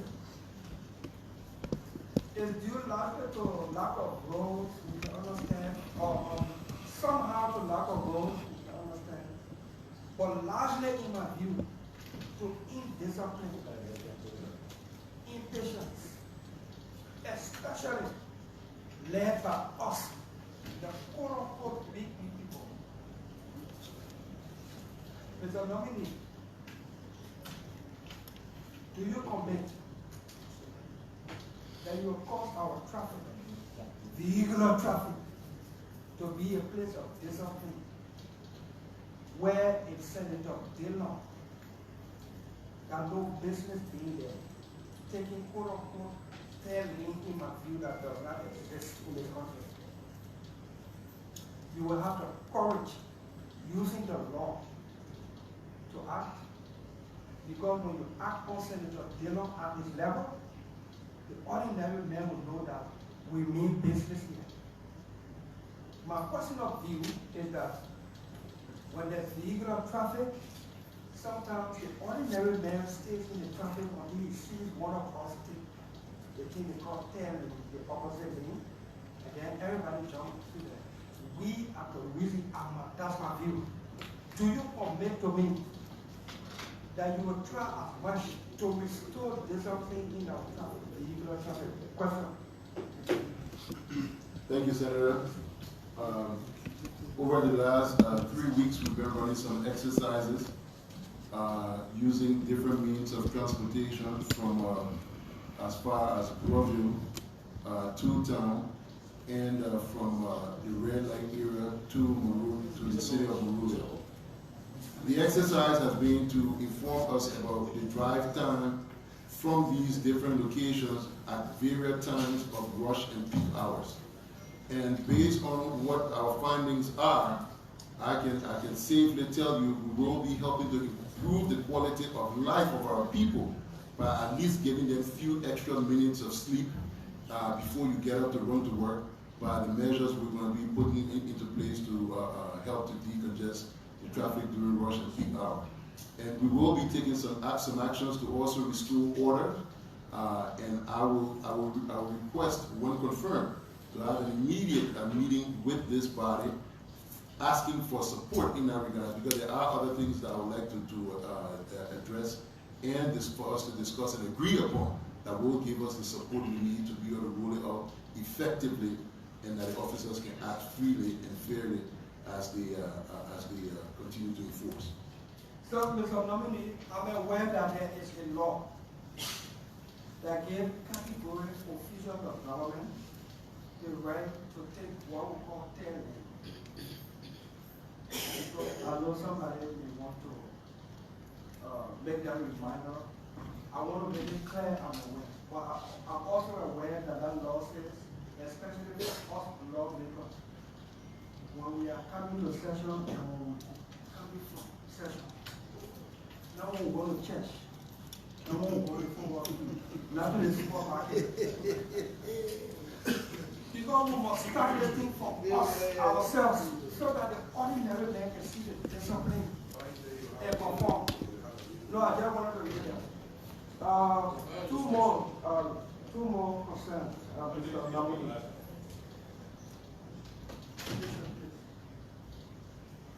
One of my colleagues, I think Senator Snow started, and then Senator Christian Donkey went further with that. Morale amongst your officers. Most times when people talk about morale amongst the officers, the men and women in uniform, people think it's only the incrementing the incentive. Senator Christian Donkey made reference to even the men in uniform that's on him. The logistics to do his work. More besides, Mr. Nominee, protection of your men who you deploy in the field. The police officer starts Senator Dillon, and Senator Dillon doesn't have driver's license. It's in violation of the vehicular traffic law. That police officer has some courage to say, Senator Dillon, you park your car because you're driving without driver's license. Senator Dillon take his telephone and call you the director of police, and you say, tell the police officer that the movement is not Senator Dillon. You think when that police officer sees me, he will stop me? Free from intimidation, protection, boosting their morale, and when they do their job, they will get promoted. Do you commit to protecting? Yes, I do, sir. Thank you, lastly. I brought a budget book, not for you. This is not the draft. This is the approved National Budget 2023, January 1 to December 31, 2023. Approved, printed by the Executive Marshal. It is not a draft.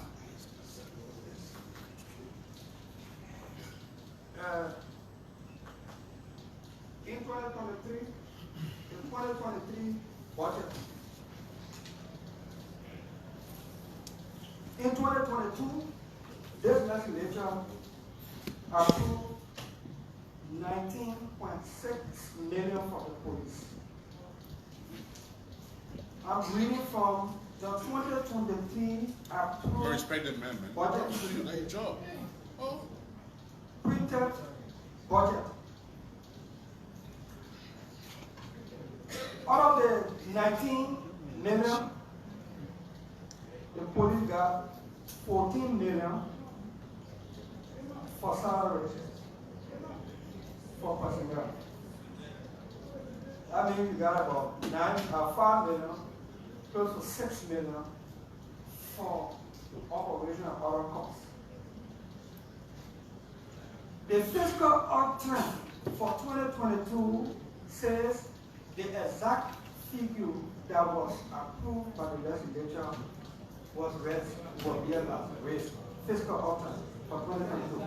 2023, this body approved 40 million for the police, 14 million for salary and other administrative costs, and 6 million left for operation and all other issues.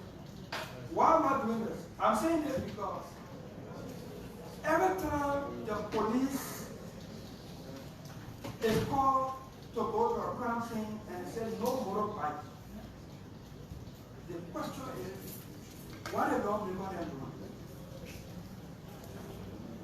You are inheriting a budget projected on the very budget, the same amount, 20 million. About 6 million will be left for the police to function and operate. When you commission or ask for the commission of an audit of the outgoing administration, should you be confirmed? So we know what they did with all the money and are policing their handcuffs, motorbikes, no new uniform. For the last 3 years, budget year, the police have got money in the budget. The country does not know this because this budget is picked by the public, especially the media, and everybody goes to see how much they have for the lawmakers and include the whole 500-page document down. The whole 500-page is only the lawmakers have money and eating. Do you commit that you will commission an audit? Question. Best practice depicts that, and I 100% commit to it. Follow 15 minutes. Follow So, Inspector General Designate.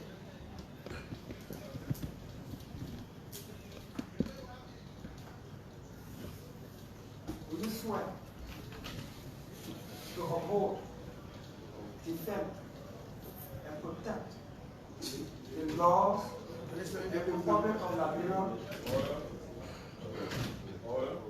The oath, the nominee was to say the truth, the whole truth, and nothing but the truth during this hearing. I'm very much aware of what I'm saying. Thank you. That John interviewed here. Exactly. Orders, the dealer is protected. Orders, the dealer is protected. Thank you. The nominee. That's already. Do you swear or will you swear? That's already. The chairman said, I got it wrong. Thank you. I am taking my time now. We cut it into 15 minutes then. The nominee and you will resolve it. We're going to be carrying on computer process. No, I ain't welcome. Mr. Nominee, can you answer the question kindly? Yes, sir. Okay, thank you. Okay, now, again, few senators came in. May you please introduce yourself and just give me a little bit so that Nominee can know you in person. Those senators that just came in. Okay, Mr. Chairman. My name is Senator Zoe Emmanuel Penny of Gregory. I retired representative. And I was here. Senator Lewis? No. Senator Moore? No quit. No quit, sorry.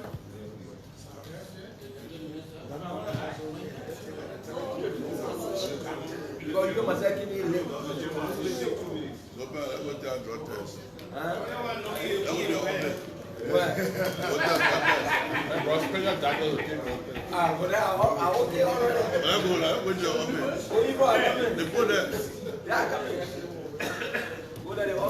Hello. Thank you. So because of time, let me encourage my colleagues to just make it a little bit slower. 10 minutes. If you can ask a question, more than 10 minutes, that would be good for this hearing. So at this point in time, we have councillor, we have senator.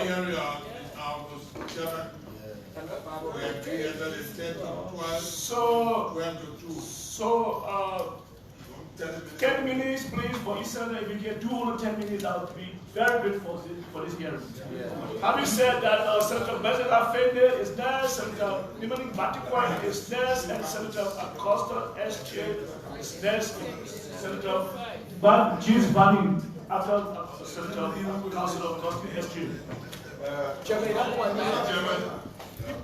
Senator McGill and Senator Dillon is carrying me. Can you please?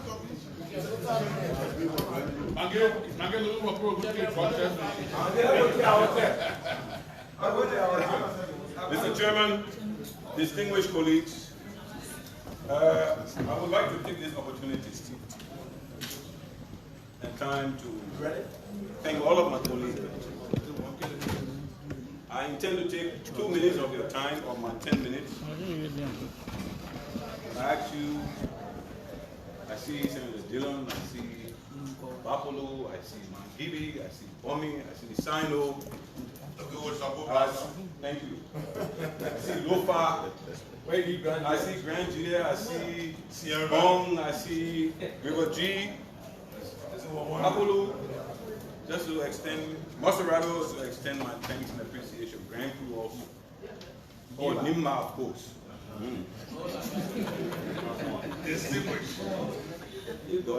To thank you all for the vote and the confidence you have imposed in advance.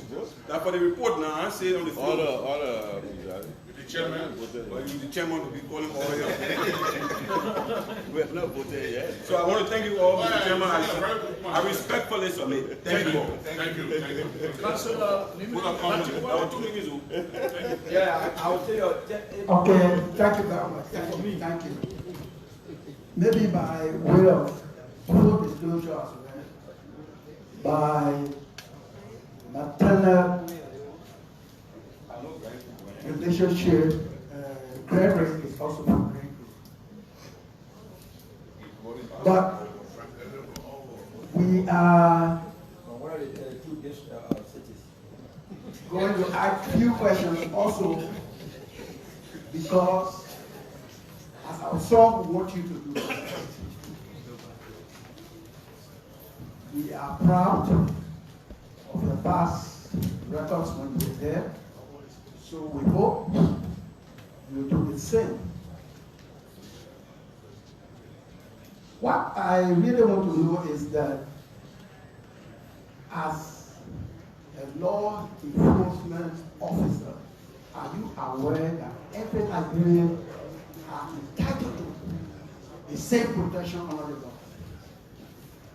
Yes, I am aware, sir. And are you aware that about 85% of the police are in Monrovia? I cannot to do the percentage, but I know that majority of the officers are here. By that is an indication that the protection of the people of this country is not equal. And you have to ensure that Liberians are treated with the same protection, honor, and service. I also want to ask, country has many security institutions after our government structure. Are you aware of which of them that is cross-cutting? Well, I think that is a little bit of a technical and national security issue that I would like to pull back on right now, sir. But the security sector reform did address that, and that's how we saw the cutting most of the other agencies like the MNS, the NBI, and creating a merger, and it left what was believed to be the most relevant agencies that supposedly should not have been cross-cutting.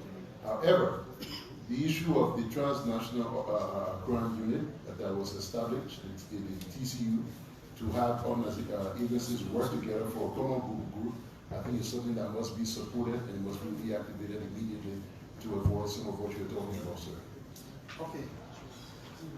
From my labor view, I'm not a law enforcement practitioner, but the institution, security institution, that almost playing a role in every institutional in security institution is the police. Because when something happens with the Ministry of National Defense, a required police intervention, police will go there, and all of the other institutions. We have an experience where DEA had a drugs issue. And that drugs issue was, I think you've heard about that huge quantity of drugs that came into this country. This security committee invited all of them. And when they came, they told us containers that were received, that will honor the protection of both police and DEA. To our utmost surprise, when we go low, DEA came, they said they alone opened the container and felt nothing was there. Police were left out. We did not see a stand from the police because police also have a role with the DEA to ensure that the law is upheld, especially that is affecting the protection and security of the people of this country. I would advise that in such instance, if it happens, please make sure that you insist that the police should be allowed to play its role. Because when it happens, our people's lives are at threat. Look at the drugs issue that, and at the end, that case that went to court, the government lost the case. So you need to take very cognizance of it. Okay, you are the IG of the police. And you were the IG of the police. What did not do that you think when you go there you will do now?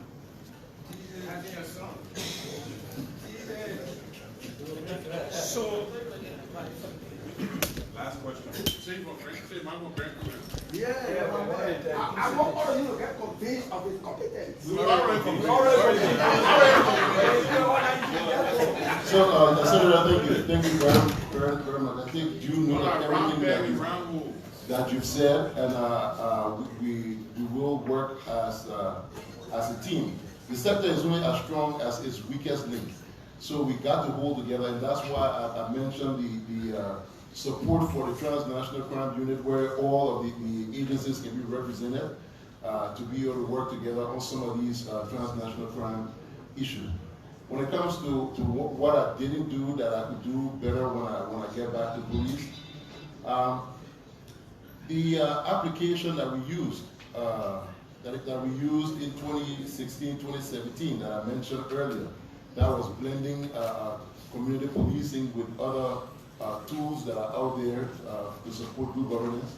I think we will go ahead and theorize our own, I will theorize it and come up with our own policing model that speaks to international best practice and be able to train our guys in accordance to that model to roll out that which is hyper-local for Liberia as a country, that addresses the needs that we have in this country. So it is our hope that the opportunity given us will be extended and that our officers can benefit from it, and that we can work together to secure a better Liberia. Thank you, sir. Thank you, thank you. Thank you. Senator, Councilor Cosme Eschin. No, you said you used to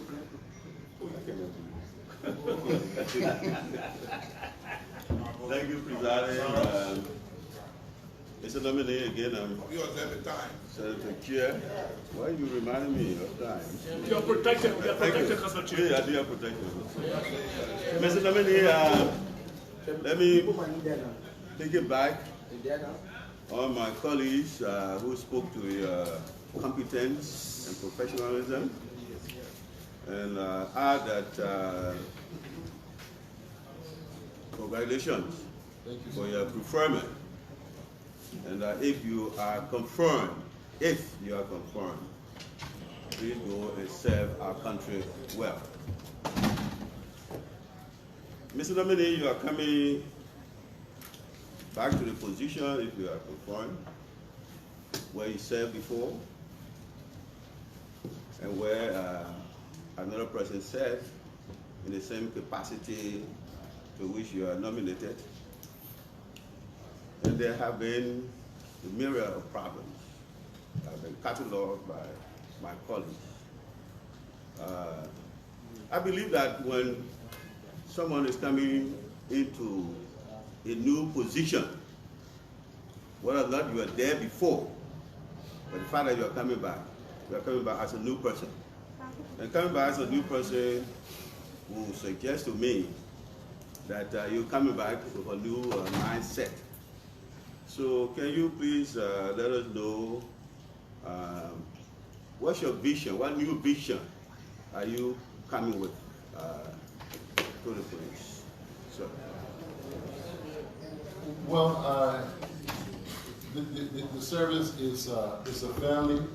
I mean, it's just like you just been away from your family for a long time, and you're delighted to get back home and see all of the members, the family of Blue. It is my vision that we are coming to this time around fully professionalizing the Liberia National Police with their support, and ensuring that for once the merit system comes alive in the Liberia National Police. I think that is the greatest motivation that we can give to the officers that will boost their morale and make the police attractive to other well-meaning Liberians who will be within the country as well. Thank you. In the context of interpersonal relationship? Well, I think I'm a little overly a people's person, which can be detrimental at times. So I will try to strike a better balance as to how I relate to my officers. There will be absolutely no leniency. There will be a strict level of professionalism, and that cuts across the entire group.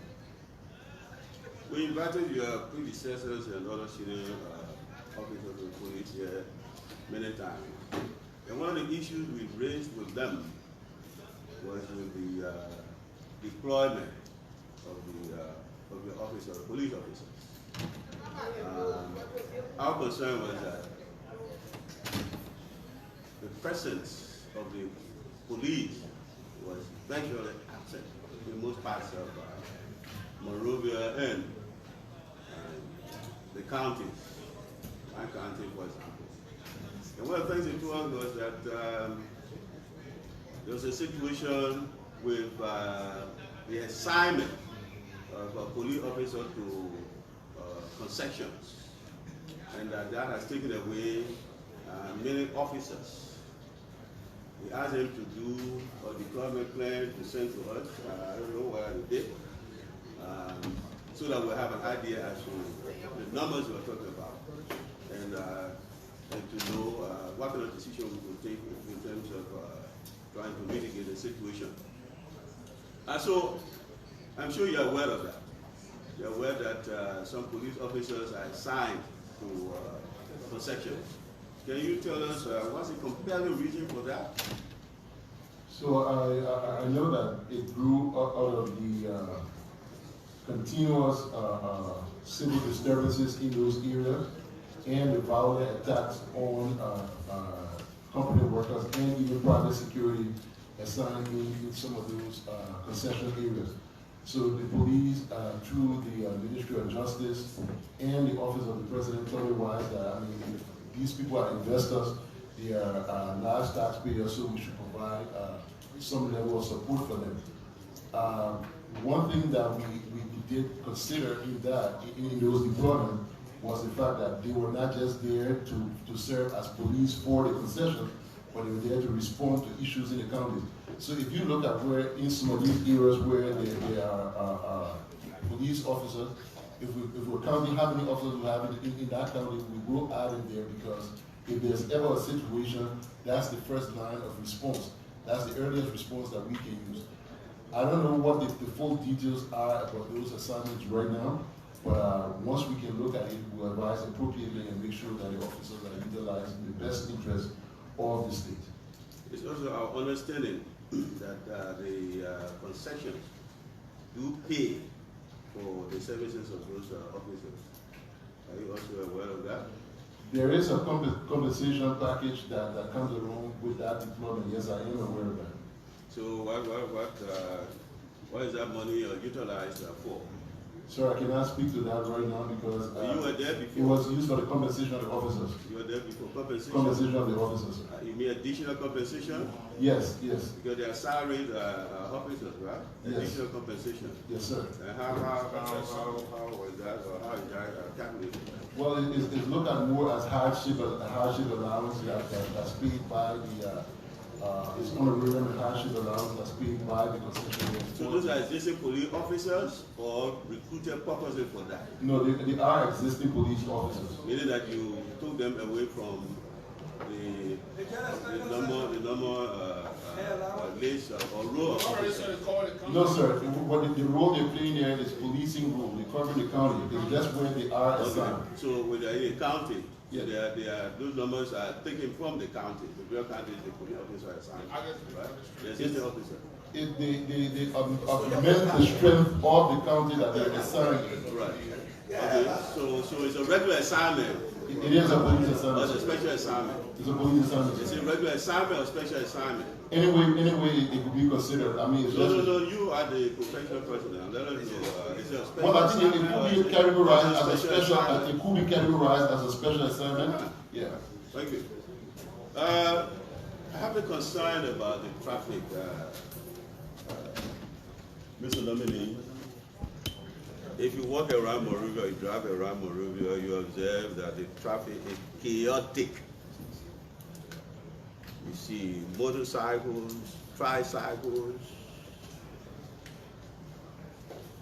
all over the place, unregulated. They have become the laws, L-O-R-D-S, laws of the traffic. What do you intend to do about that? So I know that is one of the major issues that are at hand right now. We have measures in place yesterday that we used to control these motorcycles. We have restrictions in place, like the time that they could operate in designated areas that they could also operate as well. We intend to engage with all of their unions, and we sit together with them, work with them, and come back with strategic measures to take in order to return to where we were when I left it. I have this public safety concern as well, and that has to do with the seal of gasoline throughout in gallons throughout Monrovia, from Broad Street to Senka and all over the place. Something we never saw before. And you know, gas is combustible, inflammable, and of course people also use that for petrol pumps. Is that public safety concern to you as well? It is not just a public safety concern. It is something that's very, very personal to me. Some years back, I think around 2004, 2005, one of our officers, Mr. Laki, who was on such enforcement to try to stop people from selling gas in the gallon, got victimized and got severely burned.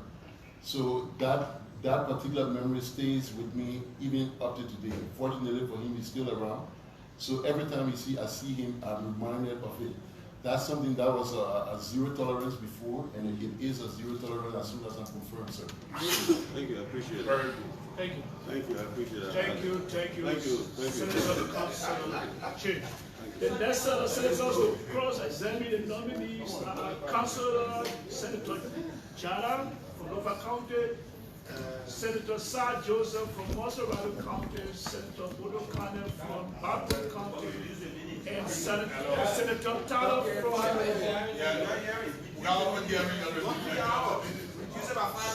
Okay, so can we just 5 minutes?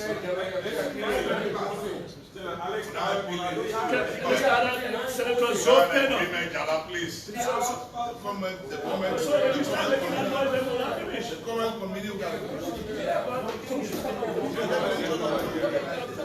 Yes,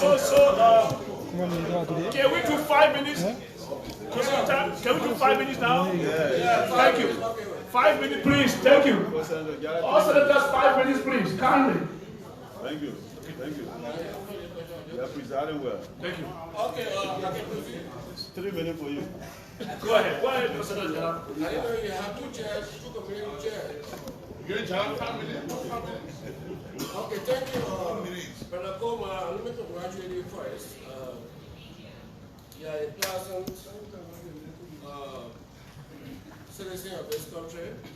My first time coming across you, you made me very big and proud at the police station. Well, I went there as a lawyer. I was packed in a way that on an emergency, probably I should not have packed there. Your boys were on me. You say you're leaving me as a counselor. Just want to go back the car and talk to somebody. And I came. Hey, I did pass up to you. Come with me now.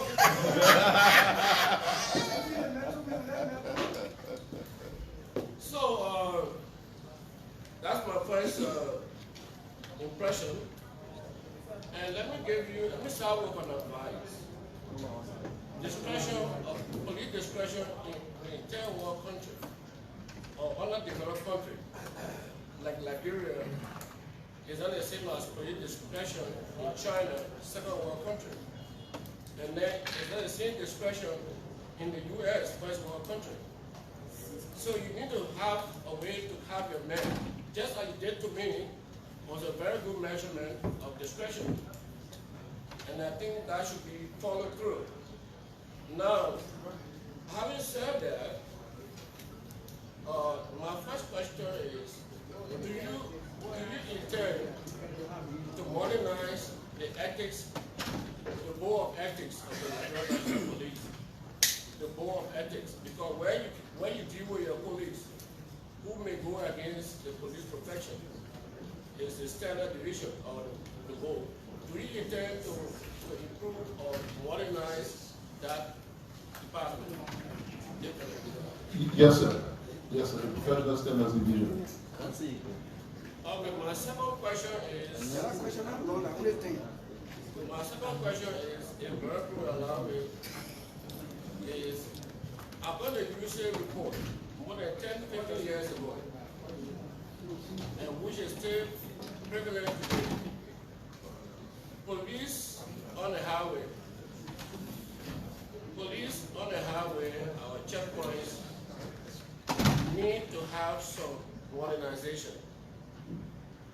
The money aspect of our market women is reported in USA report. I read last week before coming here. That report is more than 10, 15 years ago, and it's still happening today. So I would like that, if you don't have to answer this question here, if you can just take note of that and improve on that, we'll see, because I'm going to look for... Got 2 minutes. I got 20 minutes. You know I'm the serious end of look for, right? You're protected, Councilor John. That's travel. Maybe coming from Guinea to Monrovia, or from Ivory Coast to Monrovia, how they can be treated. I tell you my own experience. One day I was chief of security for immigration. I was on Ashmore Street when my immigration officer stopped an alien in a taxi that the man cannot go. So I saw them, somebody said, oh, the man are foreigner. So I stopped the taxi. I asked him, what is the problem, sir? He said, this man a foreigner, he won't go with me. On Saturday at that rate, I said, the man came from Ivory Coast. He passed Ganta. He passed Bangla. He passed Kakata. He went on Monrovia. And he said, well, I'm going to fire you today. I said, okay. I'm my nephew, let him go. Leave me alone. There are a lot of things that take place. Also, at the police, in addition to the ethics and the highway patrol or the highway checkpoints, the traffic, the Monrovia traffic, especially Coleman Town, Douglasville, it can be a nightmare. And it can appear that we don't have police in the country. Anything you can do to design and build a system that will prevent people from leaving their car to Coleman Town to walk to Pittsburgh or doing something different will really be good.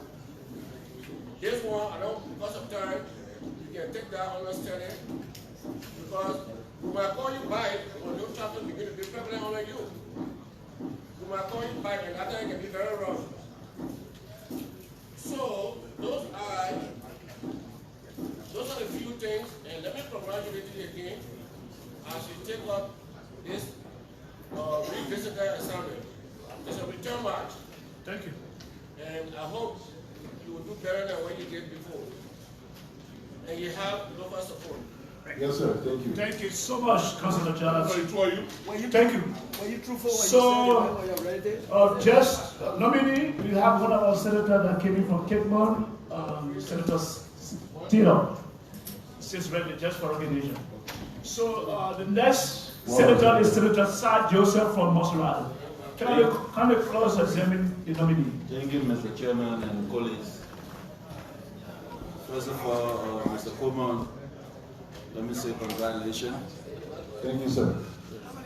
5 minutes, please. I'm speaking, representing the people of Monrovia County. There are a few concerns that I want to raise. We have 5 minutes, so I will make use of 3. You take 2. So the issue of mob justice in Monrovia is very serious.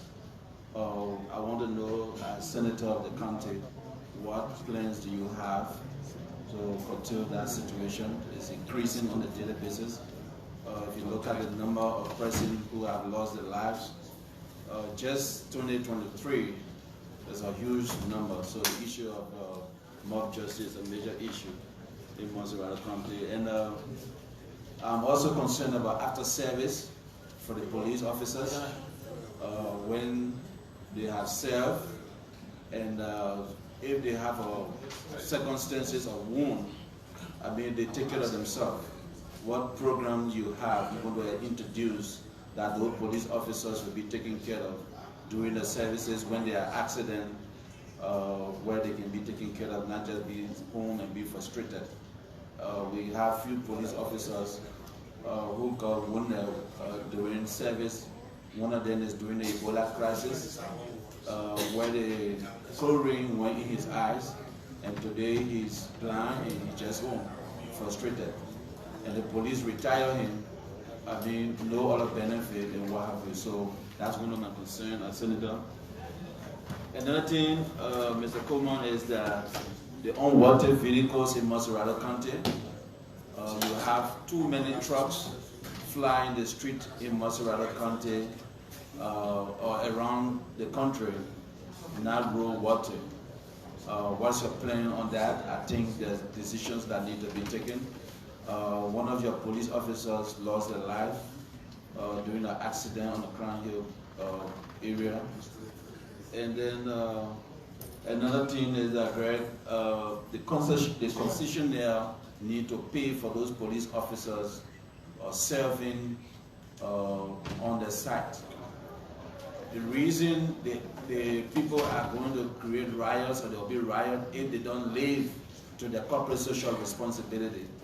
And then they want the police to protect them. That's not the case. They should be able to take care of the people. They should be friendly with those people So if they want police protection, we should ask them to pay the government so that those police officers will be well taken care of. Those police officers can be guying, pant, or in the bushes, guying, or what have you, and not receiving, not happy on our job. Sometimes some of those areas they exchange fires, and I mean it's wrong, and those police officers will be wounded, and there'll be a problem. I also want you to comment on that. And then another thing is that if we need to decentralize the police as it is in the counties, but then with budgetary support. When the 15 counties, each of those major deployments should go along with deployment along with the budgetary support. But some of the areas you go there, you don't really recognize them as police officers. The way no materials, they have to walk to even go discuss the issues and what have you. So we want to be on par to other countries. So we want you to look at that. Again, finally, thanks for your support in Coach Island community. Thank you, sir. Thank you. Go ahead, Mr. Nominee. So the issue of mob justice, it has to do with trust in the justice and rule of law sector. So the police has a part to play, but the courts also have their own part to play as well. So because sometimes when we make arrest and you file that to court, if for any reason the court releases that person to go back, the next thing is they the police put their party, put it into nothing, and they let it go. So I mean, we will have continuous dialogue with community members to enlighten them as to what our various rules are, and most importantly, to limit that we have to build trust and gain the legitimacy of the community. And that will take, I mean, that continuous engagement and interaction with the local communities.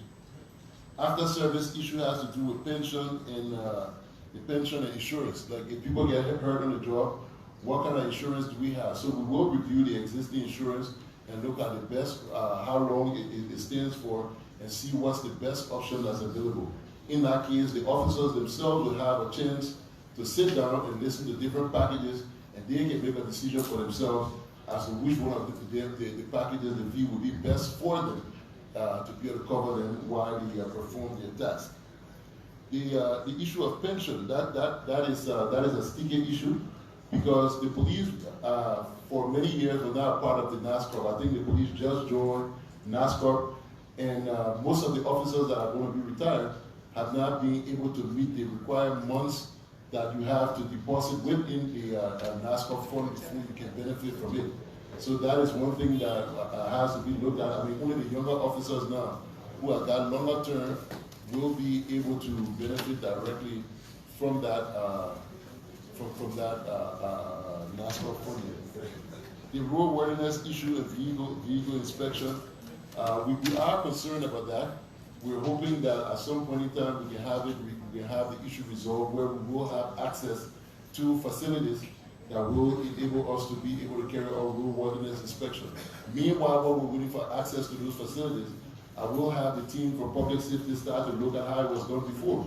Because way back under Director Tink, there were vehicle inspection carry out road worthiness certification before vehicles were put on the road, and we even have those facilities here.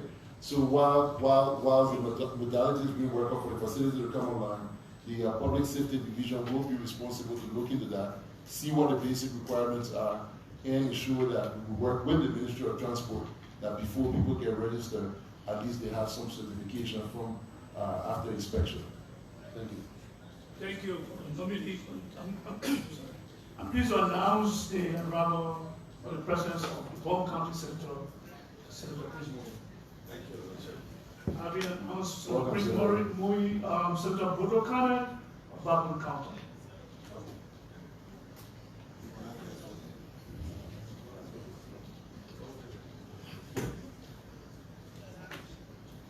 Mr. Nominee, congratulations. Thank you, ma'am. All senators are saying congratulations that your votes, their votes will be given to you. So mine will be added too. But now, Senate, I want to ask you a question that has been playing on me. I really want to know the function of the highway patrol police. Madam Senator, as the name suggests, the Highway Patrol is there to provide police presence along the highway, because most of the time we have spaces in between there that are uncovered. So they're there to help with the detection and prevention of crime, and also to look at public safety issues, looking at the issue of vehicle speeding, traffic violations, and what have you. So that's why they're deployed in those areas. Yeah, I'm asking this because I'll be a whistleblower for the government. Because I know what they are doing and what they will continue to do. So their complaint will be coming to me through me, especially on the Monrovia highway. Thank you, Senator. We appreciate that very, very highly. Okay. And once you put me on record, I will act appropriately. Thank you. Another thing, you came in well dressed. So, people give example of other countries. Our neighboring countries, Sierra Leone. When you go there, you see the police. You can admire them. You think about your country. But when you come back to Liberia, either the blue is faded, the trouser, or the shirt. Either the shirt is dirty, most of the police. So my advice to you, as you came in here well dressed, make sure the police of the Republic of Liberia should do the same. Thank you, Senator. I commit to that. And please pick up the phone to compliment me when you see them within the next month or two, fully dressed, representing how I look as I walk in. Thank you very much. Thank you, Senator Budukada from Apple County. Now we take Senator Tyler from. Thank you, I confirm already. Thank you, sir. Okay, Senator Zoe from Gregory. Thank you.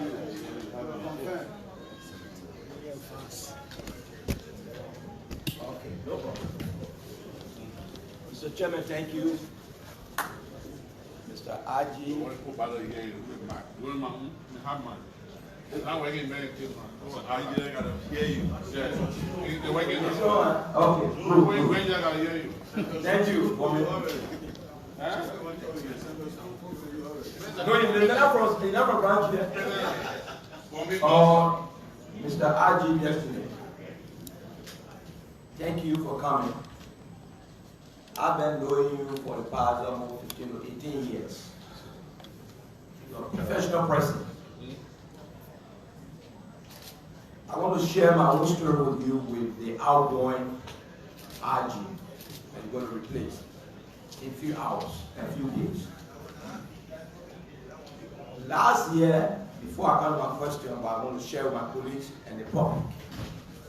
And my colleagues that ask you some questions that you may not be happy with. Is the constitutional right? It's not out of prejudice. But what happened between your outgoing RG and myself last year? The position that you are sitting in there, you sat there a few months ago, and you was trying to disrespect one of our colleagues, in person with Senator Darius Delon, Monrovia County. And I called him to order, and you were advised. From that day, I decided to test him. People went to my house and said, yeah, we enjoy you today. At least the police officer must respect the lawmakers, more especially the director. You always behaving like that. So thank you. I said, but what I did in plenary is a professional person. When you hold it against me, they said, no, you can't do it. I said, okay. In the presence of those that went to me, I called him. Lone Star has that record between you and I. If you deny it, maybe in moratorium, and you say no, that I'm too much. Lone Star has it. I just told you, I said, look, Aji, he said, yes. I said, I'm under attack. He said, where? I said, at my house. A criminal entered now, will close the gate, I need the PSU to come and pick them up. He said, I'll call you back. 10 minutes later, I called. He never answered. Yes. 25 minutes later, I called, he answered. Apparently you was in your meeting, but when he did, he answered when you were in conversation with other people. So one of his security or somebody said, but gee, the phone is on. He said, oh, that's open again, I'm mocking me. Then he tell me they're not going to go and rescue him. So Gregory would never do that. I can't hear do it. I just said it to the public. You are overprotecting Gregory. You need to stop. Because you keep asking questions for him. Mr. Chairman, you are eating 3 minutes from me. Yeah, 3 minutes. So it will be added to my time. You got a dispensation. Thank you, sir. So, Mr. IG Destiny, for me, it never came from just soon commander to me, IG 2016, 2017. You went through the ring of fire. We believe you are very qualified. You went through all the requirements to be a police officer. And in our presence, you were awarded by the Air Force team 2016, 2017, the best police director in West Africa. I have that document. Very good. So before I come to my question, let me just close that part.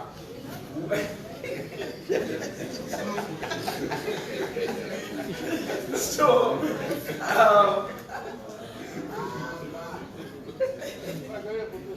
what happened a few months ago in Grand Juliet County, the politics that went on, I believe very strongly that was an organized crime when police that assigned the county, the commander, when I call him, he said, Chief, rest assured, it will be handled. But you know, those commanders in those counties and districts and towns and villages, they take instruction from head or headquarters. 2 hours later, I call him. He said, Chief, will you please call the IG? I said, people are burning houses. Right now, as you speak, that very day, they came another man, beyond swear, in his bedroom, more justice.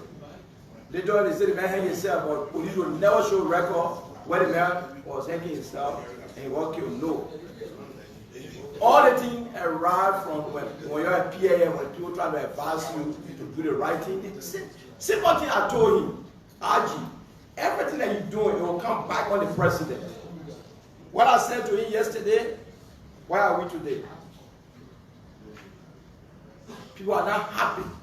And when you are the head, those that are around you, if they're not doing well, you take the blame. That's the political consequences we went through 2023. Because everybody is afraid to tell somebody the straight talk. The straight talk, I want to go tell him, just to test him to say I'm under attack. He never knew he answered his phone at God, just for me to know his intention. From that day, I'm traumatized with Liberia police. I feel protected by myself, God first, myself, second in my life, then Liberia police. From Patrick Sloop, the outgoing police, RG. And I believe you will not be that kind of person, you are not that kind of person. So, whatsoever question our police answer,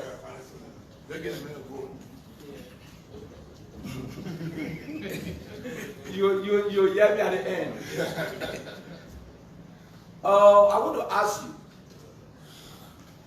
the police that you're going to take over in a few hours to come, or days, are you going to allow them to wear party t-shirt under their uniform, party t-shirts under their uniform, UP or CDC as usual?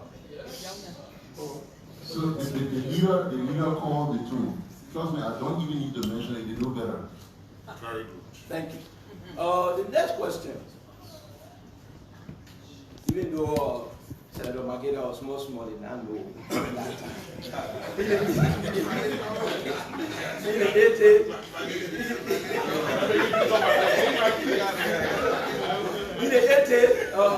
Designate. When we see those days when coming from bomb mine or working with bomb mine.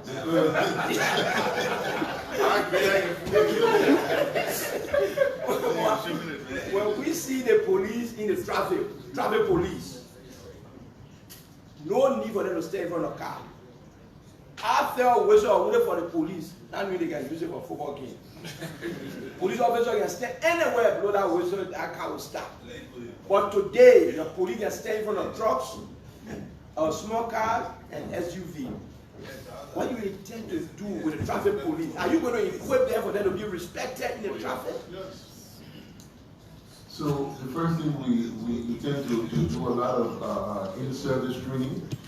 I think it's been many years, and some of the trainings have slipped through the crack. So we intend to go back in-service training and then equip them appropriately to make that requisite representation. Then again, it comes back to you all for that support, because what you're asking for, it comes at a price. So if we are guaranteed the support that is required to make sure the police represent the state, every time I travel, I go to somewhere new, the first person I look for to understand how that country runs is the police officer. When you go, you know, outside you see the police officer, you know whether you're in a serious country. When you get there, I mean, once you see them, you know that when you know you talk to you, you get a look and you follow that order. It's the same thing, it's nothing different. If the training is given, the necessary resources are provided, I believe that Liberian people will respect the rule of law, and we will all get along, and this place will be better. Good. Thank you for that answer. Question number 2. Thank you. The last question, please. No, you told me at this presentation. So, okay, give me 5 more minutes. Last question. No, second to the last. Second to the last, I beg you again. Last. There's no spot for him.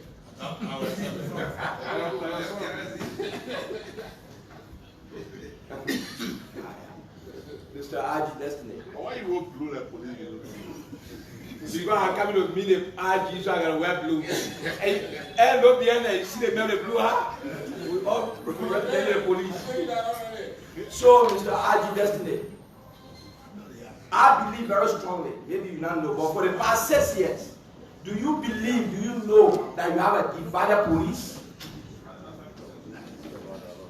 So that question has been asked. I think when they speak of that division, they speak more towards comparative leadership. And it's people who see the police as, you know, under the leadership of this person, it was like this. I think we upheld standards. So I don't think it's a division amongst the officers. It's just that comparison as to what the expectation of leadership should be. But I can once again guarantee you all that I go in as a uniting force. There's one body, there's one police, one family of blue, and that family will be unified, and we will lead this charge to make you all proud and make the Liberian people proud and restore order in this country. Thank you. I want to assure you, as we might have been a retired representative now, Senator, so you might have been around their country, you have my vote. Thank you, Senator Sopena from Grand Gila County. The last senator to speak, and then we will do a closing remark with the Senator Taylor from Grand Gila County.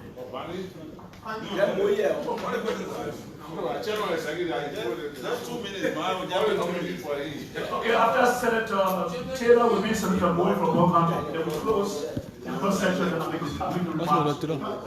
Thank you, Chair, and I want to extend my thanks to the President Gregory for but I would like to ask 2 questions, just 2, not long.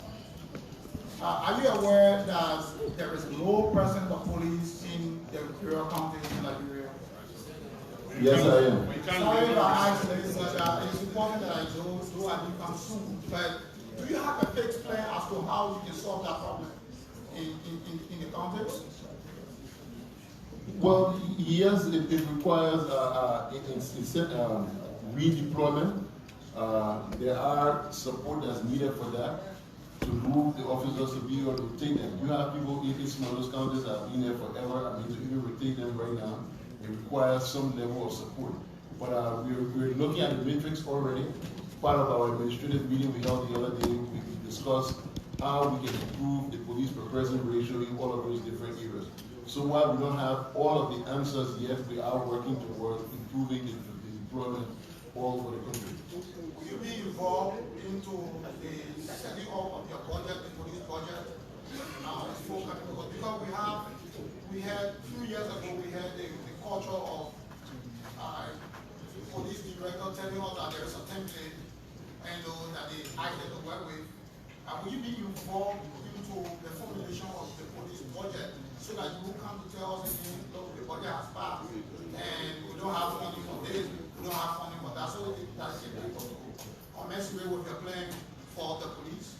So what we could do to address that situation is to look at the envelope that will be sent to us, fill out the envelope and do the actual and submit both to you all, because our actual budget is always way smaller, larger than the envelope that is given to us.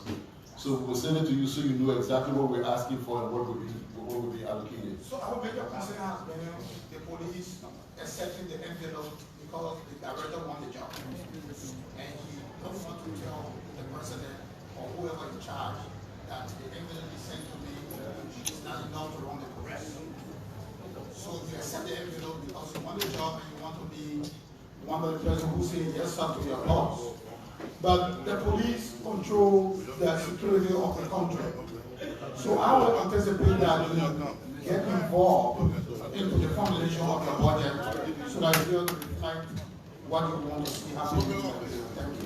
Thank you. Thank you, sir. Thank you, Senator. Now, Senator Moore from Hong County. Thank you.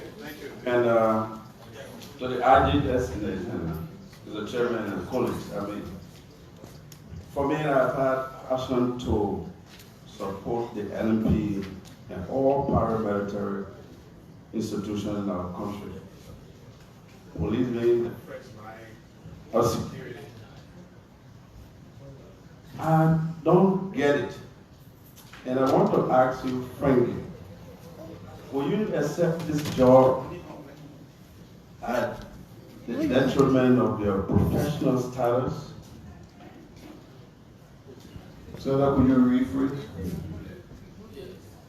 Will you accept, or you are confirmed, will you accept the job at the detriment of your reputation? I don't think there's anything that supersedes my reputation, so I don't think, yeah.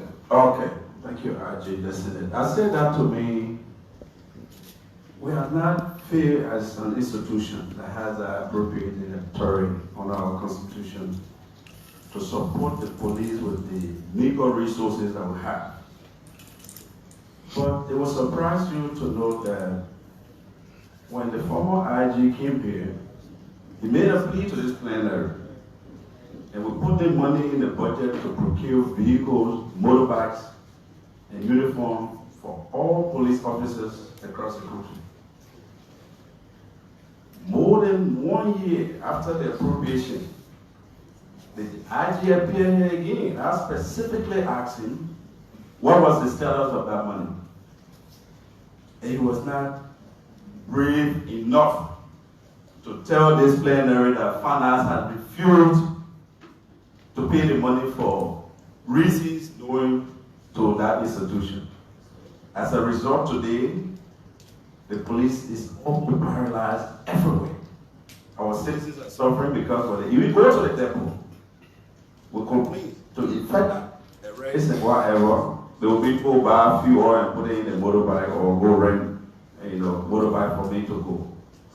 So I'm asking you, if we give you all the necessary support we are prepared to do, will you be afraid to tell this body that Father has not paid the money in the public hearing that we want to inquire into you because you want to keep your job?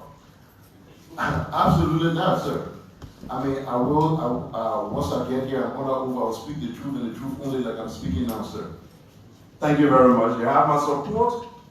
And like others have said, with the budget being recalled, bringing that budget back here, we want to advise the executive, although they will just suggest, but to put in all the necessary support so that we can have, once again, a police that will be respected and that will deliver on the services which they are under the Constitution to do. Thank you, you have my support, and that will be my stand on this budget that is coming for the LMP and all other paramilitary institutions that have our first line of security before any other thing can happen. Thank you, Mr. Chairman. Thank you. Thank you, Senator Moore. Thank you to all of the senators who cross-examine our nominee. Thank you so much. By way of customs and tradition, I would love to give my deputy, which is the dean of this honorary 55th legislature, 2 minutes for a closing remark. Mr. Chairman, distinguished colleagues, Mr. Nominee, I wouldn't say you are lucky, I would say you're blessed. You brother called Senator all day. I almost told my chairman, what are we asking this Nominee? Everyone is praising you for your qualification, your competence, and the work you did before. Actually, during your time, people could walk Gully Street, downtown, 6, 7 o'clock, and no one would pick your pocket or hijack your phone. Yeah. But after that, those areas became a no-go area. So we thank you for coming and the way you responded to all of the questions. It is our prayer and fervent hope that you will live up to the expectation of the people of this country in the Liberian Senate that may possibly confirm you. From what I hear, I think you're good to go.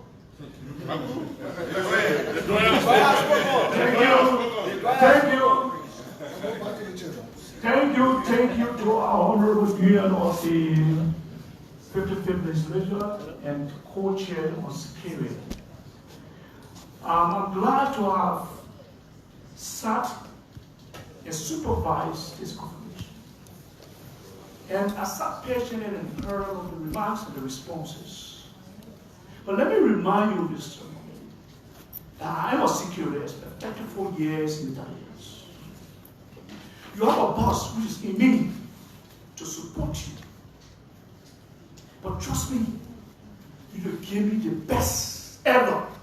I want to make history as chairman of national security so that our Liberian people will go to bed sleeping soundly in honor of Police Director Gregory Coleman.